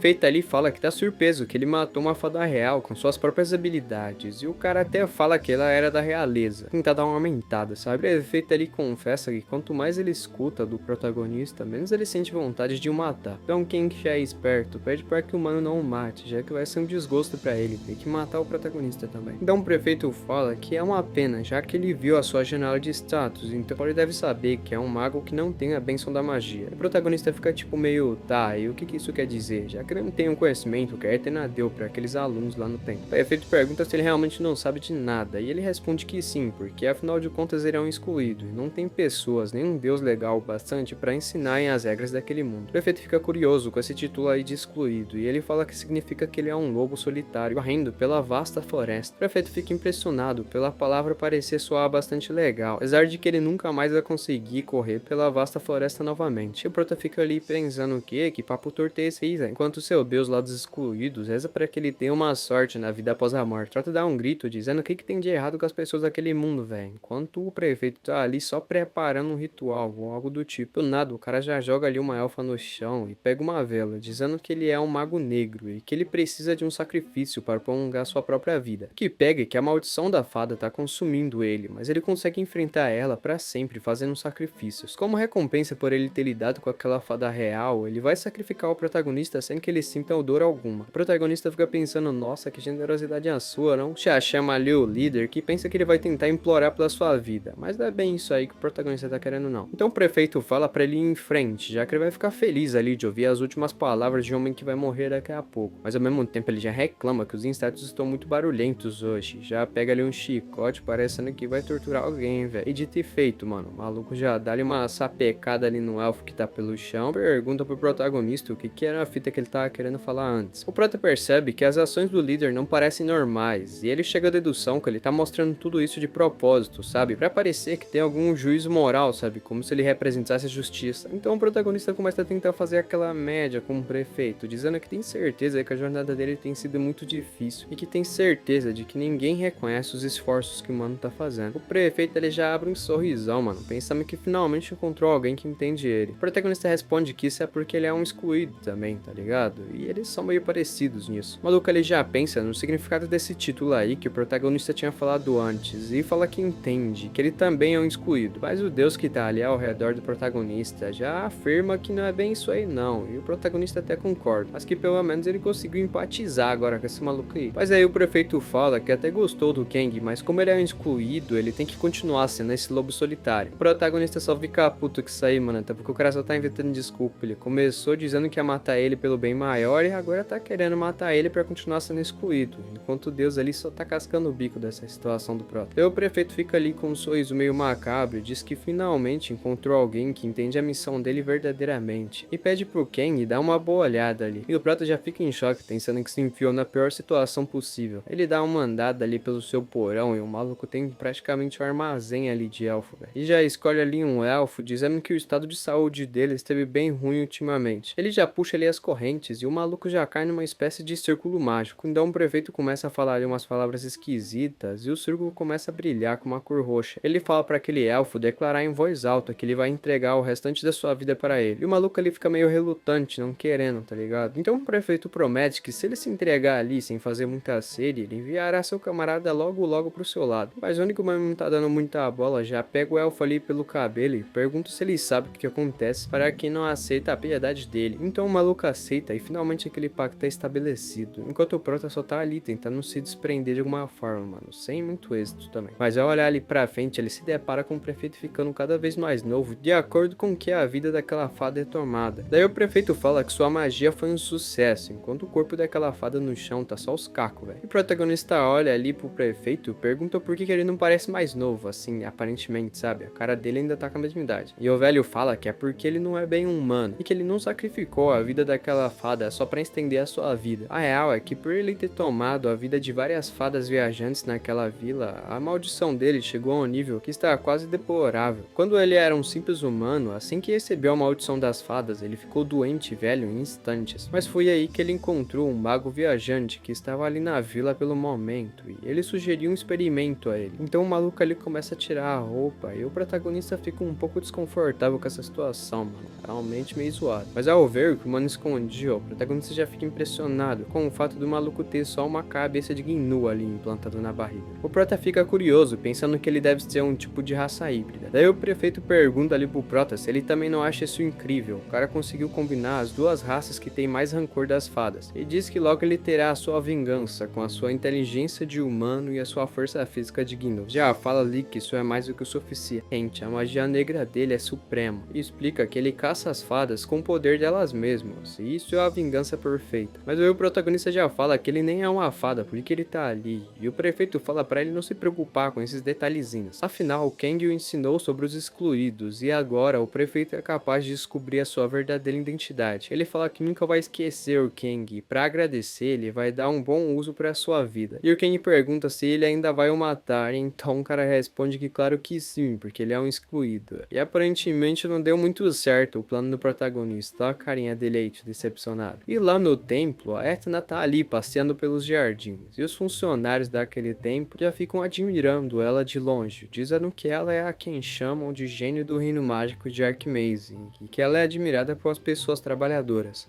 Mas aí o Bura já chega, dizendo que ela falou que a magia é criada a partir da imaginação, mas pergunta se não há outro jeito de aumentar a eficiência dela. E a princesa ali fica impressionada com o entusiasmo que a Eobora tá colocando para aprender a matéria da magia. E já explica que para melhorar a eficiência da sua magia, é só ela seguir as dicas da sua professora, ou a dica dos seus pais. Começa a invocar uma magia diferente, o que deixa todos os alunos impressionados, pensando que é uma magia nova. E a Etna ali só sumona um bonequinho de gelo, explicando que graças aos talentos que eles receberam dos seus ancestrais, os membros da família Arkmazing eram capazes de usar magia de fogo de um jeito incomum a cada geração. Por outro lado, aquele coelho de gelo era uma magia unicamente dela, e pergunta se seus alunos querem tentar. A garotada ali fica meio confusa, tipo, não sei se eu consigo. E aí o Burá já toma a frente ali da rapaziada, tentando repetir aquela magia, mas aparentemente sem êxito. Ela fala que não tá conseguindo, e a Etena fala que talvez seja por ela não ser acostumada a ser uma professora ainda, mas que quanto mais experiência ela ir ganhando, mais fácil será para seus alunos conseguirem criar um. Aí o Bora agradece pela belíssima explicação, e a Etena fala que não há de quê. Então a loirinha chama a atenção da princesa e pergunta o que uma pessoa como ela, que não recebeu uma bênção, precisa fazer. E aí começa a virar mó tumulto, a rapaziada também quer uma bênção, o que faz sentido, acaba virando uma bagunça ali de todo mundo pedindo uma bênção. Então a princesa ali já fala que precisa escolher outro, e pergunta quem quer ser o seu segundo aprendiz, o que é bem estranho, né, porque aí vai gerar ainda mais confusão. E aí a rapaziada fica em silêncio por alguns segundos e já começa a virar uma bagunça novamente, com os malucos implorando pra se tornarem o segundo aprendiz da princesa. Veio que não se resolveu em nada, e a rapaziada foi brigar ali pro outro canto, enquanto a Etena tava só conversando com a Yubora. A líder de classe pergunta se ela fez isso de propósito. A princesa responde se fazendo de boba, mano, falando como assim, não sei de nada. A Yubora, que também não tá se importando muito com o resto da classe, já fala pra elas deixarem isso pra lá, e a princesa decide terminar aquela aula que eles estavam tendo. Como já tinha mostrado ali a magia do coelho de gelo, ela fala que magia única só é adquirida após praticar muito, e aí o Bora pergunta se é igual à magia negra, o que deixa a princesa ali um tanto quanto em choque, falando que magia negra é diferente da magia branca, e que é impossível atingir um bom nível apenas praticando, até porque para praticar a magia negra é necessário sacrifícios, o que o nosso protagonista tá aprendendo bem. O maluco ali já fez o círculo do Kang e aparentemente já tá começando a fazer o ritual. Enquanto isso, o protagonista tá pensando em como que ele foi pego por um retardado igual aquele, mano. Então o prefeito fala pro Kang Hansol para que ele declare verbalmente toda aquela palhaçada lá de dar a sua vida para ele. Aí o protagonista percebe e até fala já que parece que o consenso nos sacrifícios para magia negra é algo bem importante, né? O prefeito fala que mesmo que ele detém ali ainda sua vida física, não é como se ele fosse dono dela. E que a conversa deles foi até boa, mas que ela vai terminar aqui e agora. Então manda ele declarar logo e fazer a parte dele no ritual. Então o Prota, percebendo que a situação tá um pouco difícil ali pra ele pede pro mano esperar um pouquinho, porque ele ainda tem um último pedido antes de morrer. E o maluco ali, como ele até que é gente boa, pergunta o que ele quer de última coisa. Então o protagonista fala que pra que ele possa morrer honradamente, ele quer ver a missa pela última vez. Aí o prefeito lembra dessa tal de missa aí, pergunta se por acaso ela não era aquela mercenária com uma besta gigantesca nas costas. Já pensa que pedido interessante esse do protagonista, perguntando por que ele quer ver ela. O protagonista responde que é porque ele é namorado da Misa, e o prefeito fica ali meio desconfiado, perguntando novamente se por acaso ele é namorado dela mesmo. Ele já pega o protagonista ali pelo colarinho e fala que ele é mal mentiroso porque ele é líder daquela vila, e ele sabe muito bem tudo o que ocorre ali. Ele sabe que quem era o namorado de verdade da Misa era aquele maluco lá, o Cal. E o Kang ali, desmascarado, já percebe que aquele maluco não tava tava tão fora de si assim, tá ligado? Aparentemente ele realmente tava fazendo um bom trabalho como líder daquela vila, mas graças a essa informação aí, agora ele tem uma mentira ainda melhor e fala que é isso mesmo, Cole era o ex da Misa. O prefeito fica ali meio na dúvida, mas ainda dá um voto de fé no protagonista, dizendo que se ele realmente é o namorado dela, então ele tem que provar. Liu Kang fala que se ele quer uma prova, ele só precisa cheirar ali o protagonista para ele descobrir. Então após dar aquela cheirada, o prefeito se convence que de fato ele deve ser o namorado da Misa, porque o maluco tá ao puro perfume dela, mas também tava usando aquela armadura dela agora há pouco, então ele já pede desculpa ali pro protagonista, dizendo que se a Misa sumisse, o Gary e o Cal seriam suspeitos. E o protagonista já fica impressionado com a capacidade desse cara de planejar tudo isso tão rapidamente. Ele é realmente assustador, velho. O prefeito pergunta se por acaso ele tem algum outro desejo além desse. E o prota pede que se ele sobreviver àquele ritual, que ele o deixe ir embora até encontrar a Missa. E o prefeito pergunta se ele mesmo quer isso após perder todo o tempo da sua vida, né? Porque aquele ritual faz isso, tira o tempo da sua vida. Mas ainda assim concorda, dizendo que promete que fará isso, fazendo com que o protagonista concorde com isso, dizendo que então vai declarar ali e cooperar com o ritual. Eles firmam esse trato e o prefeito ali já começa a fazer os trabalhos. Sorto começa a tomar ali mó choque do trovão e fica pensando qual arrombado esse dono de vila é, mano. Ele diz que essa porra não ia doer em nada. Mas a dor que o protagonista tá sentindo é insuportável, velho. Então, enquanto o protagonista tá quase desfalecendo, o prefeito começa a se despedir dele, dizendo que vai falar pra Misa que ele foi pra um lugar muito longe dali. Então o protagonista fala que acha que isso aí não vai ser muito possível, já que a Misa foi pra um lugar muito longe dali primeiro. E já avança em direção do prefeito, dando-lhe um retão ali no queixo, velho. Maluco igual o Naruto, tá ligado? Após tomar esse bancadão na cara, o prefeito fala ali com raiva que o Protinho enganou. E o Ken fala que ele que devia estar falando isso, já que o prefeito tinha dito que a morte ia ser indolor e aquela dor parecia que enlouquecer. E o prefeito fica impressionado e se perguntando como que ele sobreviveu a isso, enquanto o Prota tá se preparando ali pra lutar e dizendo que vai contar a ele depois de matá-lo. E como a gente sabe bem, o método que o protagonista usou para sobreviver a toda essa armadilha foi a benção do excluído, que reinicia a expectativa de vida dele automaticamente. O prefeito ainda tá chateado ali, se encostando na parede, se perguntando como que um novato igual a ele conseguiu sobreviver àquele ritual, mano. E o Ken já vai lembrando o prefeito de sua promessa, de que é deixar o protagonista andar livremente se sobrevivesse ao ritual. Já fala que agora é a hora dele cumprir a promessa, mano. Ele já pega a sua adaga e olha ali na direção das elfas que estão no chão, e escolhe uma e diz que ela é a sortuda da vez, cortando as suas algemas e dizendo que agora ele tem uma testemunha. Ele já levanta a garota ali e coloca nas costas como se fosse um saco de batata, mano, e já vai levando ela, já que ela tá muito fraca pra conseguir andar. Ela só consegue falar ali num idioma que o Prota não consegue entender muito bem, sabe? Mas isso não faz muita diferença, o maluco já vai correndo em direção da porta do bagulho. Enquanto o prefeito tá mandando ele esperar, mano, as coisas saíram um pouco do controle dele. E o Prota já dá aquela refrescada na mente do maluco, dizendo que ele tem que manter a sua promessa, que ele não pode fazer nada com o Kang até que ele encontre a Missa, e não tem como encontrar alguém que já morreu, o que deixa o cara ali meio mal-humorado da vida, tá ligado? Ele fala que essa promessa pode ser anulada assim, se ele libertar a expectativa de vida que ele recebeu do protagonista. E aí, umas sombras obsessoras começam a encontrar ali o protagonista, trazendo ele de volta pra onde ele estava, o que faz o protagonista pensar que isso aí não era um blefe.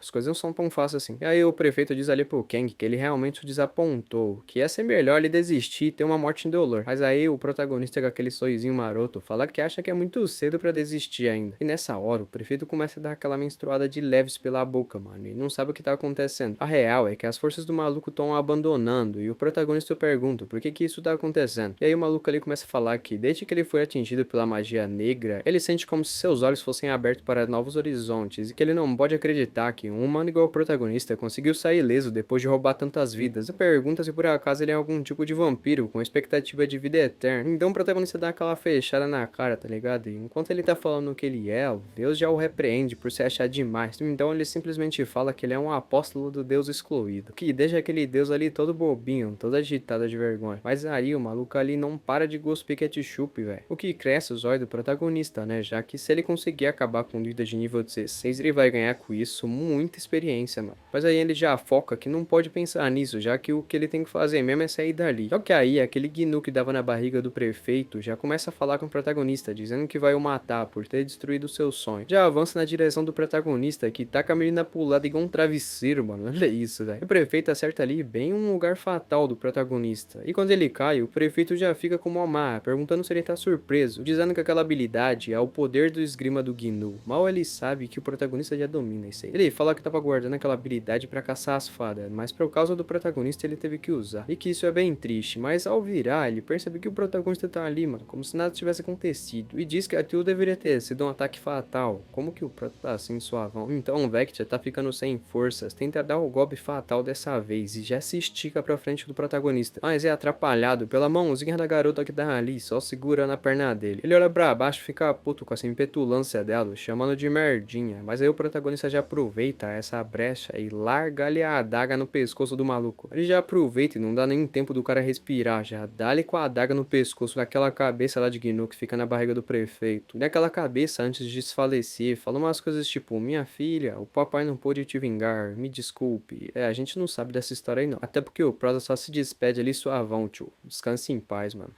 O deus ali diz que aquilo ali era uma pena de verdade, enquanto o protagonista, aquela garota, tá liberando todos os elfos que estavam ali presos no porão do prefeito. Os aldeões ali da cidade já vão chamando todo mundo para libertar as fadas, e aparentemente a situação aí já tava toda resolvida, né? Até os caras começaram a olhar ali pro protagonista de um jeito meio esquisito, mano. O Prodinha que é esperto já vai saindo no pinote, velho, até porque ele conseguiu salvar as fadas, mas isso não muda o fato que ele é um forasteiro que ninguém conhece, velho. No meio da floresta ele se encontra contra as fadas, que também solstício com ele. Adivinha, o maluco para ali no penhasco novamente, velho, e fala que um dia vai conseguir pegar aquelas fadas ainda na porrada. Enquanto isso, lá na academia ainda tá tendo toda aquela briguinha lá infantil em relação à aprendizagem, mas como chegaram uma pá de novos magos querendo se tornar mestres, a situação meio que se resolveu. E tinha bastante magos aí pelo mundo querendo o título de mestre do herói, então meio que uma coisa casou com a outra. A Etna continuou com aquele discurso de que a magia precisa ser visualizada em sua mente, então eles precisam manter o foco na parada. E aí o maluco ali da matemática já chega perguntando pra Etena como que eles podem usar isso aí pra aumentar a eficiência da magia. A Etena fica tipo não entendendo muita coisa, tá? Tipo,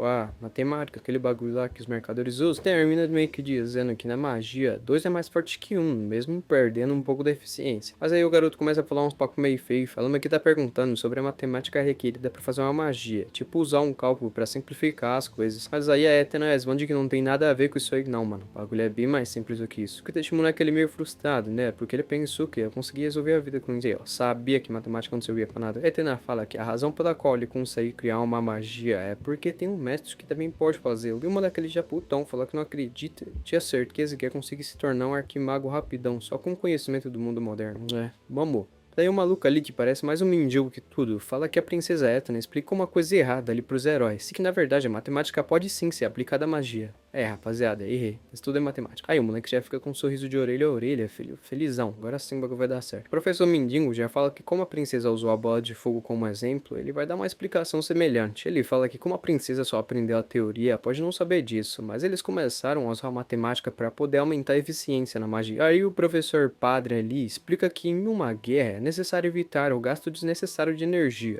Para lançar uma bola de fogo, o ângulo é muito importante. Que não só isso, você precisa também considerar a direção e a velocidade do vento. Aí o maluco pergunta se era isso que aquele herói estava falando, e ele fala que é exatamente. Aí ali o mendigo pergunta se por acaso ele poderia ajudar ali a princesa, já que ela pode também aprender a fazer esse tipo de cálculos. E a garota só acena, dizendo que sim, por favor. Aí a rapaziada ali já começa a se encontrar ali com os magos alternativos, se é que vocês me entendem. E com as orientações desses mestres, os heróis começaram ali a pegar o jeito da magia. Bom, enquanto isso, lá naquela cidade do nosso prefeito Pilantra, as pessoas já estão tentando tratar ali as fadas. E bom, aparentemente o nome dessa aí é Exopreso, e ela é empregada da princesa fada. E bom, ela tá falando aí sobre essa princesa, e diz que apenas um milagre da santa poderia fazê-la se recuperar. Mas nenhuma das duas santas no mundo iam se voluntariar a realizá-lo, porque ninguém ia fazer um milagre desse tamanho para uma mera fada, sem nada de especial como a realeza. Rapaziada, eu acho que as fadas têm uma hierarquia menor do que os humanos nesse mundo aí. Aquela mulher ali do cabelo azul fala que eles vão capturar aquele humano, então que ela pode descansar. Mas aí a garota aí só fica pensando que isso deve ter sido um ato do líder Crimson. Acho que deve ser o prefeito, mas que todos aqueles aldeões que ficaram parados sem fazer nada também podem ser considerados como cúmplices. Já promete ali assim mesmo que quando ela voltar pro reino, precisa primeiro relatar sobre essa vila. Mas aí alguém começa a bater ali na porta, e aparentemente é alguma funcionária dessa Exopreso, que já pede aí pra entrar. Ela chega com a informação de que parece que os mercenários da vila acabaram perdendo o Kang de vista. E a garota questiona por que ela tá falando disso, já que elas têm que se importar mais com os problemas com os humanos. Ela fala que sim, mas que no final das contas foi ele que salvou eles daquele líder maligno. E aí a Esopreso a lembra de que a adaga que ele estava usando era da princesa. Pergunta se ela quer ser enganada de novo por aqueles humanos pilantras. Mas aí essa secretária elfa aí fala novamente que ainda é verdade que ele salvou eles. E a Esopreso fala que é por isso que ela vai ficar de boca fechada. Não é como se tivessem sido eles que pediram para aqueles aldeões matarem ele. E no final, os humanos são só bestas tentando matar umas às outras. Nessa hora, chega a conselheira Celebes, se aparentemente é aquela garota que o protagonista salvou. E ela pergunta o que é isso que a Exopreso está falando. A garota tá ali só aos trapos, e a secretária ali já tenta ajudar ela, perguntando se tá tudo bem, enquanto a garota só pede pra Exopreso responder a pergunta dela. Nessa hora, passa um leve flashback aí da história dessa tal de Celebes. Basicamente, ela é uma fada real, com um nome que significa sol sagrado no antigo idioma. Apesar de ser da realeza, por ela ter uma vida eterna, ela era o brinquedinho favorito daquele líder Hanson. E ela era também a que estava mais tempo presa dentro daquele porão. A garota ali do lado fala pra ela se acalmar e diz que tudo isso vai se acalmar logo que eles conseguirem relatar ao reino. E a Celebes diz que como assim tudo vai acabar? Nada vai acabar, até porque mesmo tendo fugido sozinho, foi ele quem a libertou. Mas o preso fala que ele só salvou ela por causa que estava atrás da sua vida eterna. E a Celebes pergunta se por acaso o preso sabe que o garoto estava usando um pacto de magia negra. Que o Hanso usou foi na verdade uma violação de pacto. Quando você viola um pacto, precisa pagar com tudo que pegou. Então aquele líder acabou se autodestruindo depois que menosprezou lá a vida do Ken. E a Celebes começa a falar ali do passado da Exopreso e fala que ainda lembra de como ela costumava correr por aí sem se importar com nada no palácio, e que agora isso é só uma memória antiga. A Exopreso fala que a Celebes nunca vai saber como ela se sente, o desespero e a humilhação que ela sentiu. E ela responde que claramente ela não vai saber porque ela não é a Exopreso, mas que ela tem certeza de que ela precisa encontrar aquele garoto. Então a secretária ali já fala pra conselheira que é perigoso sair naquela situação atual. E a Celebes simplesmente fala que se elas se encontrarem novamente, que não chame mais ela de conselheira, por favor. Até porque isso aí é um título exagerado pra uma velhinha que se irrita tão fácil. Quantos anos a Celebes deve ter?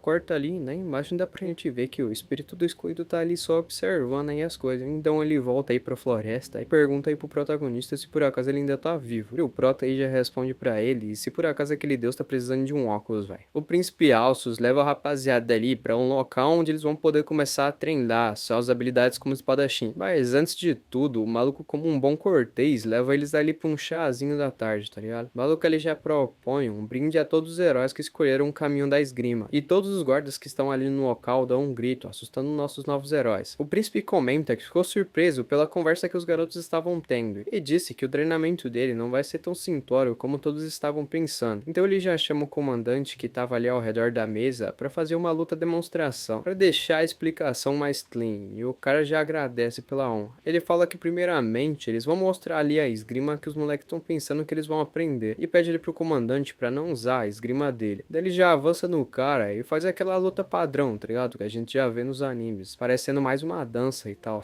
Rapaziada, fica impressionado do mesmo jeito, mas o Ossus fala que independente da forma que você olha para isso, com certeza não há esgrima. E aí o comandante ali em uma defesa e acaba por derrubar a espada do príncipe Alsus. Então ele fala que daqui pra frente ele vai mostrar a verdadeira esgrima que todos ali vão aprender a partir de agora. E pede para que o comandante dessa vez venha com toda a sua força. E o maluco ao falar que sim, já começa a evocar uma aura ali na espada, umas fumaça meio azul, sabe? E já vai pra pular no cangote lá do príncipe. Mas acaba que de uma forma muito humilhante, a espada do nosso sargento, comandante sei lá, acaba deixando ele na mão, mano. E aí a derrota certa, né? O príncipe fala que o soldado ali conseguiu melhorar bastante a sua esgrima e ele agradece. É engraçado, sem poderzinho ele não aguenta, né? Os mano impressionados ali na mesa ficam se perguntando o que foi aquilo que eles viram, velho. Bagulho muito impressionante, cê é louco. Então o príncipe fala que esse é o poder para cortar através de todos os meios do adversário. Isso sim é esgrima. Ele pede para que eles se esqueçam do rei demônio por enquanto, já que eles não podem derrotar nem a cavalaria com esses cortes aleatórios, uma esgrima básica. E os malucos começam a sacar de verdade que a parada mesmo é eficiência. Então o Ossus fala que agora que eles parecem ter entendido, é hora de começar a ensinar a esgrima de verdade. Pede para que todos eles tomem o chá que está ali na frente. E Ansado ali começa a tomar o chazinho, mas percebe que o gosto do bagulho é uma bosta, velho. Então o príncipe explica que para aprender a esgrima, a bênção do guerreiro é necessária, e esse remédio é usado para obter essa bênção de maneira mais rápida. Então é melhor que todos ali comecem a se acostumar com esse sabor aí, porque vai fazer parte da rotina cansada aí deles, né? E quando ouvir isso, aquele cara com síndrome de galã começa a tomar o bagulho já de uma vez, velho, e já pede pra o príncipe mandar outra. O príncipe aconselha ele que fica um pouquinho melhor se ele comer alguma coisa. Ele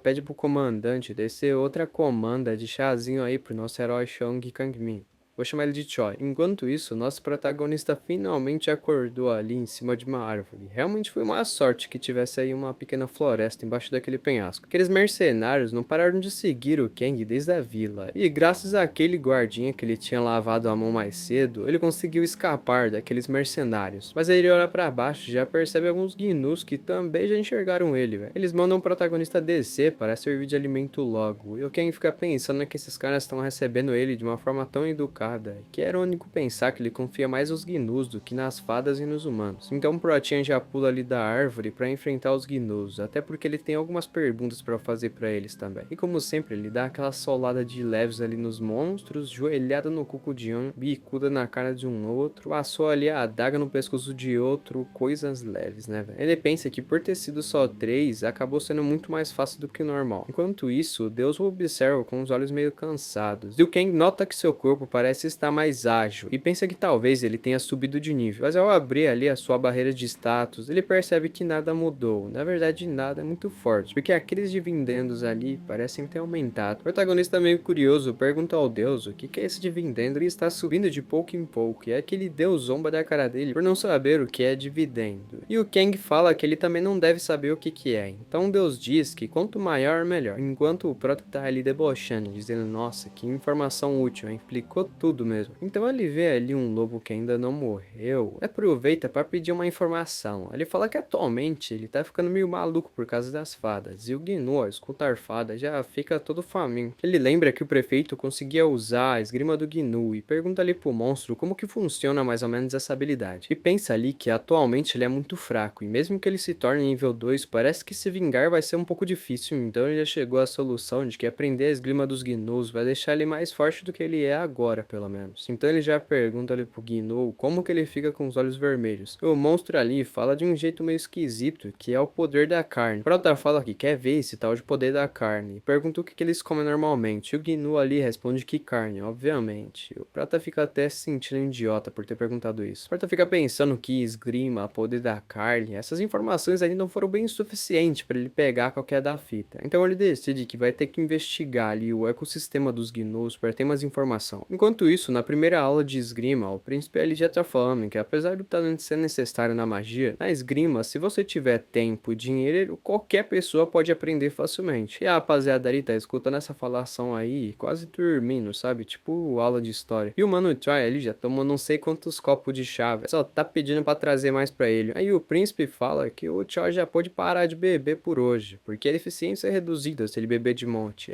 Esperou bastante para dar essa informação, né? Mas aí, do mesmo jeito, ele fica pensando que precisa ficar mais forte o quanto antes, porque ele é diferente daqueles estranhos que estão ali. Então o mordomo chega ali por trás, falando que vai ficar mais gostoso se ele limpar a boca dele com um pouco de chá de mel. E o príncipe explica que consistência é que é o importante. Uma xícara por dia, até 2 é bom, mas pede para ele não ser muito ganancioso. O Choi fala que vai tentar essa dieta aí das 2 xícaras por dia. E o Alsos explica que a bênção do guerreiro não se estabelece assim rapidão, ela precisa de um tempinho. Assim como um bebê não pode se tornar um adulto da noite pro dia, ele também vai ter que passar um tempinho tomando esse chá. O Choi fica se tremendo todo, perguntando quanto tempo ele vai ter que ficar sofrendo com esse gosto maldito aí. E o príncipe explica que vai de cada um a cada um, mas que se ele manter essa determinação inicial, mais ou menos por 1 ano ele já consegue a bênção, que deixa o Mano Choi um tanto quanto frustrado. Mas nessa hora ele olha na sua barra de status e aparentemente ele ganha uma bênção de um deus, chamado de coragem. Basicamente ele fica mais forte quanto mais ele luta, e o efeito vai ser reiniciado se ele for derrotado ou se a determinação para lutar dele se quebrar. O garoto fica impressionado e alguns deuses que estão ali começam a o elogiar, se orgulhando do feito do garoto. O Alsos também o parabeniza, dizendo que agora que ele tem uma bênção do deus da batalha, ele tem grandes expectativas nele. O moleque fica todo envergonhado, dizendo que tá lisonjeado por ter conseguido chamar ali a atenção do Mano Alsos. Então o príncipe diz que primeiramente ele vai ali mostrar como esconder a janela de status pra rapaziada. E lá na floresta, o nosso protagonista tá só observando como que aquele lobo age, pra conseguir pegar alguma informação de como aquela habilidade que ele quer aprender funciona. E nisso, ele já tá há 2 dias seguindo esse lobinho aí. E o monstro tentou matar ele todas as vezes que parecia que o Protinha tava dando brecha, mas falhou miseravelmente. O protagonista vê o nível do lobo ali na sua janela de status e pergunta se ele realmente é nível 6. E o lobo responde que com certeza. E o protagonista fica pensando que ele disse que gnus ativos arrancam o cabelo das fadas, e ele pensa que como um lixoso daquele consegue bater em uma fada. O lobo fala que é injusto porque ele é forte e a carne ali é fraca, daquele jeito, igual um zumbi que eles falam. O protagonista pergunta se aquele que não consegue ver o nível dele. Ele responde que não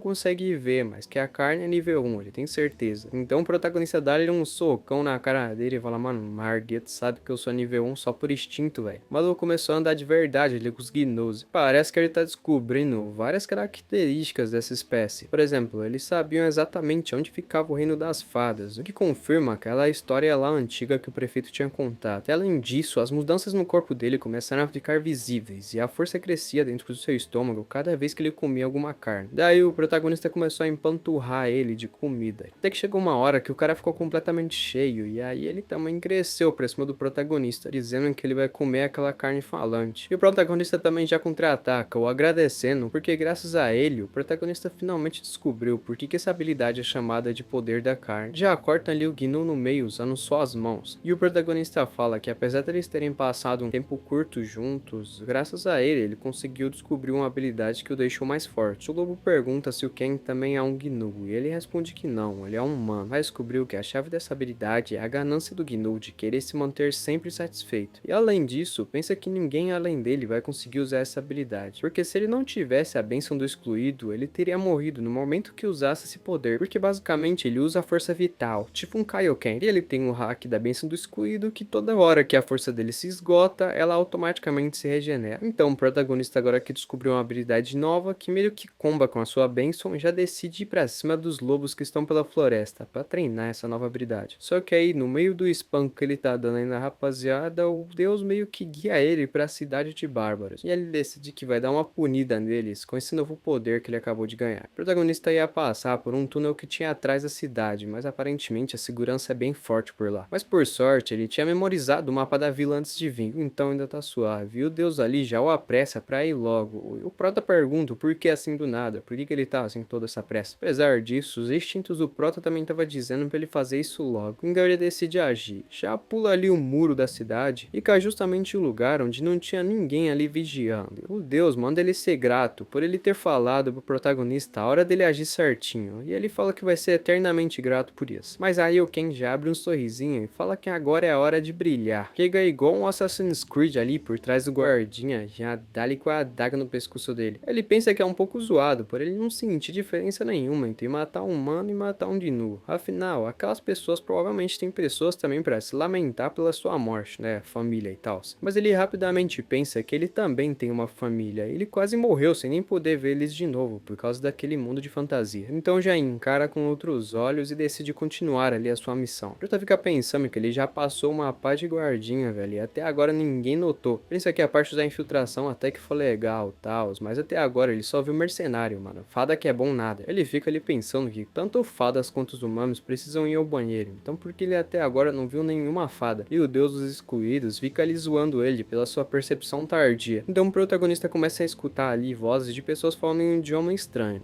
Na verdade não entende idioma nenhum, né? E aí aparentemente as pessoas estão levando algumas prisioneiras para um lugar específico. Os malucos ali foram no quarto da Isopreso e já sequestraram a garota ali sem mais nem menos. E no meio desse sequestro relâmpago, eles também dão a informação para ela e que as outras fadas também estão sendo levadas assim. E aí ela já começa a conseguir escutar o eco do porão do líder novamente. E aí uma mulher ali já fala que o prefeito achava que eles não sabiam das ações dele, mas na real eles faziam vista grossa porque queriam proteger aquele novo estilo de vida deles. A Isopreso já reconhece a voz daquela garota que está falando e percebe que era a curandeira de antes. E o plot twist é que é isso mesmo, mano, porque a mulher ali já fala que a retribuição daquelas fadas é essa, por ter deixado o líder Crimson morrer. E aparentemente a rapaziada já sabia de tudo mesmo, mano, porque até um cara ali fala que ouviu uma lanchonete que essas fadas desprezam os humanos e que se eles deixassem elas irem, elas iriam buscar reforços e iriam quebrar as casas deles e matarem as suas famílias novamente. O careca ali fala que avisou para todo mundo ficar dentro das suas casas porque tinha acontecido alguma coisa na vila e que nesse horário nem os mercenários deveriam estar lá fora. Então a curandeira ali do cabelo azul já fala pro grupo começar, e eles já vão ali com a espada, já vão desossando ali com as elfas. Primeiro eles passam a Exopreso, que acaba derrubando ali Ketchup no chão e deixa a rapaziada toda em desespero, velho. Após algumas horas, eles já tinham desvivido todos os elfos que estavam ali no porão, e assim também todos os que tinham na vila. Mas sobrou a Célebres, que tá ali presa, amarrada em uma cadeira. Ela pergunta se depois eles terem matado ela, o objetivo deles vai estar completo. O maluco ali de cabelo de dreads comenta que conseguiu capturar ela, tentando fugir da vila. Daí o maluco ali do restaurante fala que ela tá tipo no topo da hierarquia das fadas, e que talvez não seja uma boa matar ela, porque eles não sabem como vai ser a retaliação do reino das fadas. A Célebres fala que entende como aqueles humanos se sentem, mas que entretanto matar o salvador deles para poder manter o segredo deixa ela de verdade muito puta. O maluco ali fala que se a conselheira jurar manter segredo, eles vão deixar ela ir embora. Ela pergunta se ele acha que um acordo feito à base de ameaças vai ser mantido. A curandeira pergunta por que a Célebres está chegando a esse ponto, já que eles iriam deixá-la embora mesmo se ela estivesse mentindo. E ela responde que uma fada nunca mente só para preservar a própria vida. Então o maluco ali já puxa a espada, dizendo que não tem outra escolha, e que vai tentar fazer isso da forma mais indolor possível. O maluco já puxa a espada ali pra trás, a Célebres já fecha os olhos para aceitar o seu destino. Mas aí quando a garota abre o olho, ela só vê ali a cabeça do maluco voando em cima dela. E na sua frente tá só o Kang ali, ó, olhando em sua direção. A maluca aparece sempre na hora certa, velho, cê é louco. A garota se assusta e fala uma parada ali que o protagonista não entende. Mas eu acredito que ela falou tipo ai, meu salvador. E o protagonista ali já olha, já pensa, nossa, olha quem tá aqui. Mas antes de cumprimentar essa garota aí, que é quase uma velha amiga, né, ele já vai cuidar das pessoas que estavam ali matando os elfos. O maluco já pula ali no cangote do cara dos dreads e pensa que tanto faz se eram humanos ou fadas que estavam do lado daquele líder. Ele já planejava matar todo mundo desde o começo mesmo. E o maluco lá do restaurante já tá no chão ali, cuspindo ketchup. Eu acho que essa garota aí que tá desesperada era a namorada dele, viu? Mas é uma pena, porque o prota já levou ele de rabo. E olha quem tá tentando fugir ali na surdina, logo aquela curandeira do cabelo azul. O protagonista só taca a adaga dali mesmo, mano, e toma, headshot, chacar no chão. O protagonista pensa que isso aí foi muito mais fácil do que ele imaginou, e que foi bom ele ter acabado com aquele grandão primeiro, porque talvez ele desse mais trabalho. Nessa hora, a Célebres começa a conversar ali com o protagonista. Eu acho que ela não entende bem, que ele não sabe o que ela tá falando. Ele consegue ver ali a barra de status dela, e pensa que antes ele não conseguia ver, então ela deve estar mostrando isso de propósito. Ele já olha ali e comenta que ele tem que se virar só como uma benção, enquanto ela tem 3, e os ranks dela ainda são altos pra caramba. A garota tem uma habilidade ali chamada de domadora, e basicamente as habilidades dos animais que ela domar serão ligeiramente aumentados, e a probabilidade dela domar um animal cauteloso aumenta bastante. Prota pensa que só tem uma razão pela qual ela mostraria a janela de status dela aí pra ele, safadinho. Já pergunta pra ela se o nome dela é Célebres, e a garota só entende a parte do nome dela. Sei não, hein, rapaziada, acho que essa garota aí já caiu no conto. Ele fala que não tá sentindo nada, que é provavelmente por causa da bênção do excluído, mas isso ainda tá um pouquinho esquisito. O deus ali fica extremamente desconfortável, enfatizando para que ele continue sendo um excluído. Acho que o deus ali pegou o clima, hein? O Ken fala que entendeu e que sabe bem que se ele não continuar sendo um excluído, vai acabar tomando uma punição. Já pensem como aquela fada é sortuda, porque o plano original dele era matar todo mundo, mas já que ela teve uma experiência semelhante à dele, que para sobreviver ensinou seu nome para aqueles mercenários, ele vai dar uma colher de chá para ela. Então depois de terminar de cortar ali as cordas, só fala para ela lidar com o resto sozinho. Mas a garota ali, ao tentar se levantar, já meio que perde ali o equilíbrio e vai caindo para frente. O protagonista ali atento impede da garota de cair no chão e fala pra ela parar de irritá-la. A garota nessa cena aí um tanto quanto esquisita, acaba escapando o nome dele. E o protagonista pergunta como que ela sabe o nome dele, mas como eles não falam o mesmo idioma, a conversa fica por isso mesmo. Então eles decidem sair na vida da cidade. O protagonista percebe que mesmo com tanta gente morrendo ali, por que a cidade tá tão silenciosa? Ele pergunta ali pro deus dos excluídos qual que ele acha que deve ser o motivo. E aparentemente o deus ali não tá querendo saber de conversa com ele não. E o protagonista percebe que ele vai ter que se livrar daquela fada para aliviar a ira do deus, mas ele não pode confiar em ninguém naquela cidade, e a floresta também tá lotada de gnus, e eu acho que ele tá se importando bastante com essa fada aí, hein, mano. Pega a garota ali pela cintura e sai carregando ela pela floresta para achar um lugar seguro. A garota se sente meio desconfortável ali embaixo do braço do prota, e fala algo que a gente nunca vai saber apontando pra cima, e quando o protagonista finalmente olha pra lá, já vê uma fênix de fogo voando em cima deles, e quando essa fênix aí pousa, já estende a sua asa e o protagonista fica ali sem entender nada. Ele pensa que mesmo ele estando bem por causa da sua bênção extremamente roubada, aquela fada ainda é muito frágil e pode acabar sendo queimada viva pelaquela fênix. Então a garota meio que faz um sinal, puxando ele ali pela blusa, dizendo que quer que ele coloque ela no chão. Ele pergunta pra ela se ela quer que ele o deixe pra trás por causa que ela é um fardo pra ele. Pergunta se ela vai deixar ele fugir agora. Só que aí a garota só vai em direção daquela fênix e começa a conversar em uma língua que a gente não vai saber qual é, velho. Aí o prota se liga daquela benção lá da domadora e pensa que ela deve ter virado amiga dessa fênix. A garota chama o nome dele, dá meio que um sorrisinho ali sacana. Então vai em direção do protagonista e já lasca ali um beijão enquanto o protagonista tá perguntando que merda que ela tá falando. E rapaz, eu acho que isso aqui dá uma thumb, hein? O deus ali já fica chocado com essa situação aí do protagonista, velho. E ele já tira ela ali de cima perguntando o que foi isso. Mas aí a garota nem responde, só dá-lhe aquele sorriso bobo dela. A fênix começa a girar ali a sua aura e o protagonista se pergunta o que tá acontecendo. Até que do nada a garota já tá ali em cima, montada no cangote da águia. Ela chama o Kang e fala alguma parada que a gente nunca vai saber qual é, mas acredito que seja uma despedida e já sai voando ali com a águia, deixando o nosso protagonista aí, ó, todo apaixonadinho.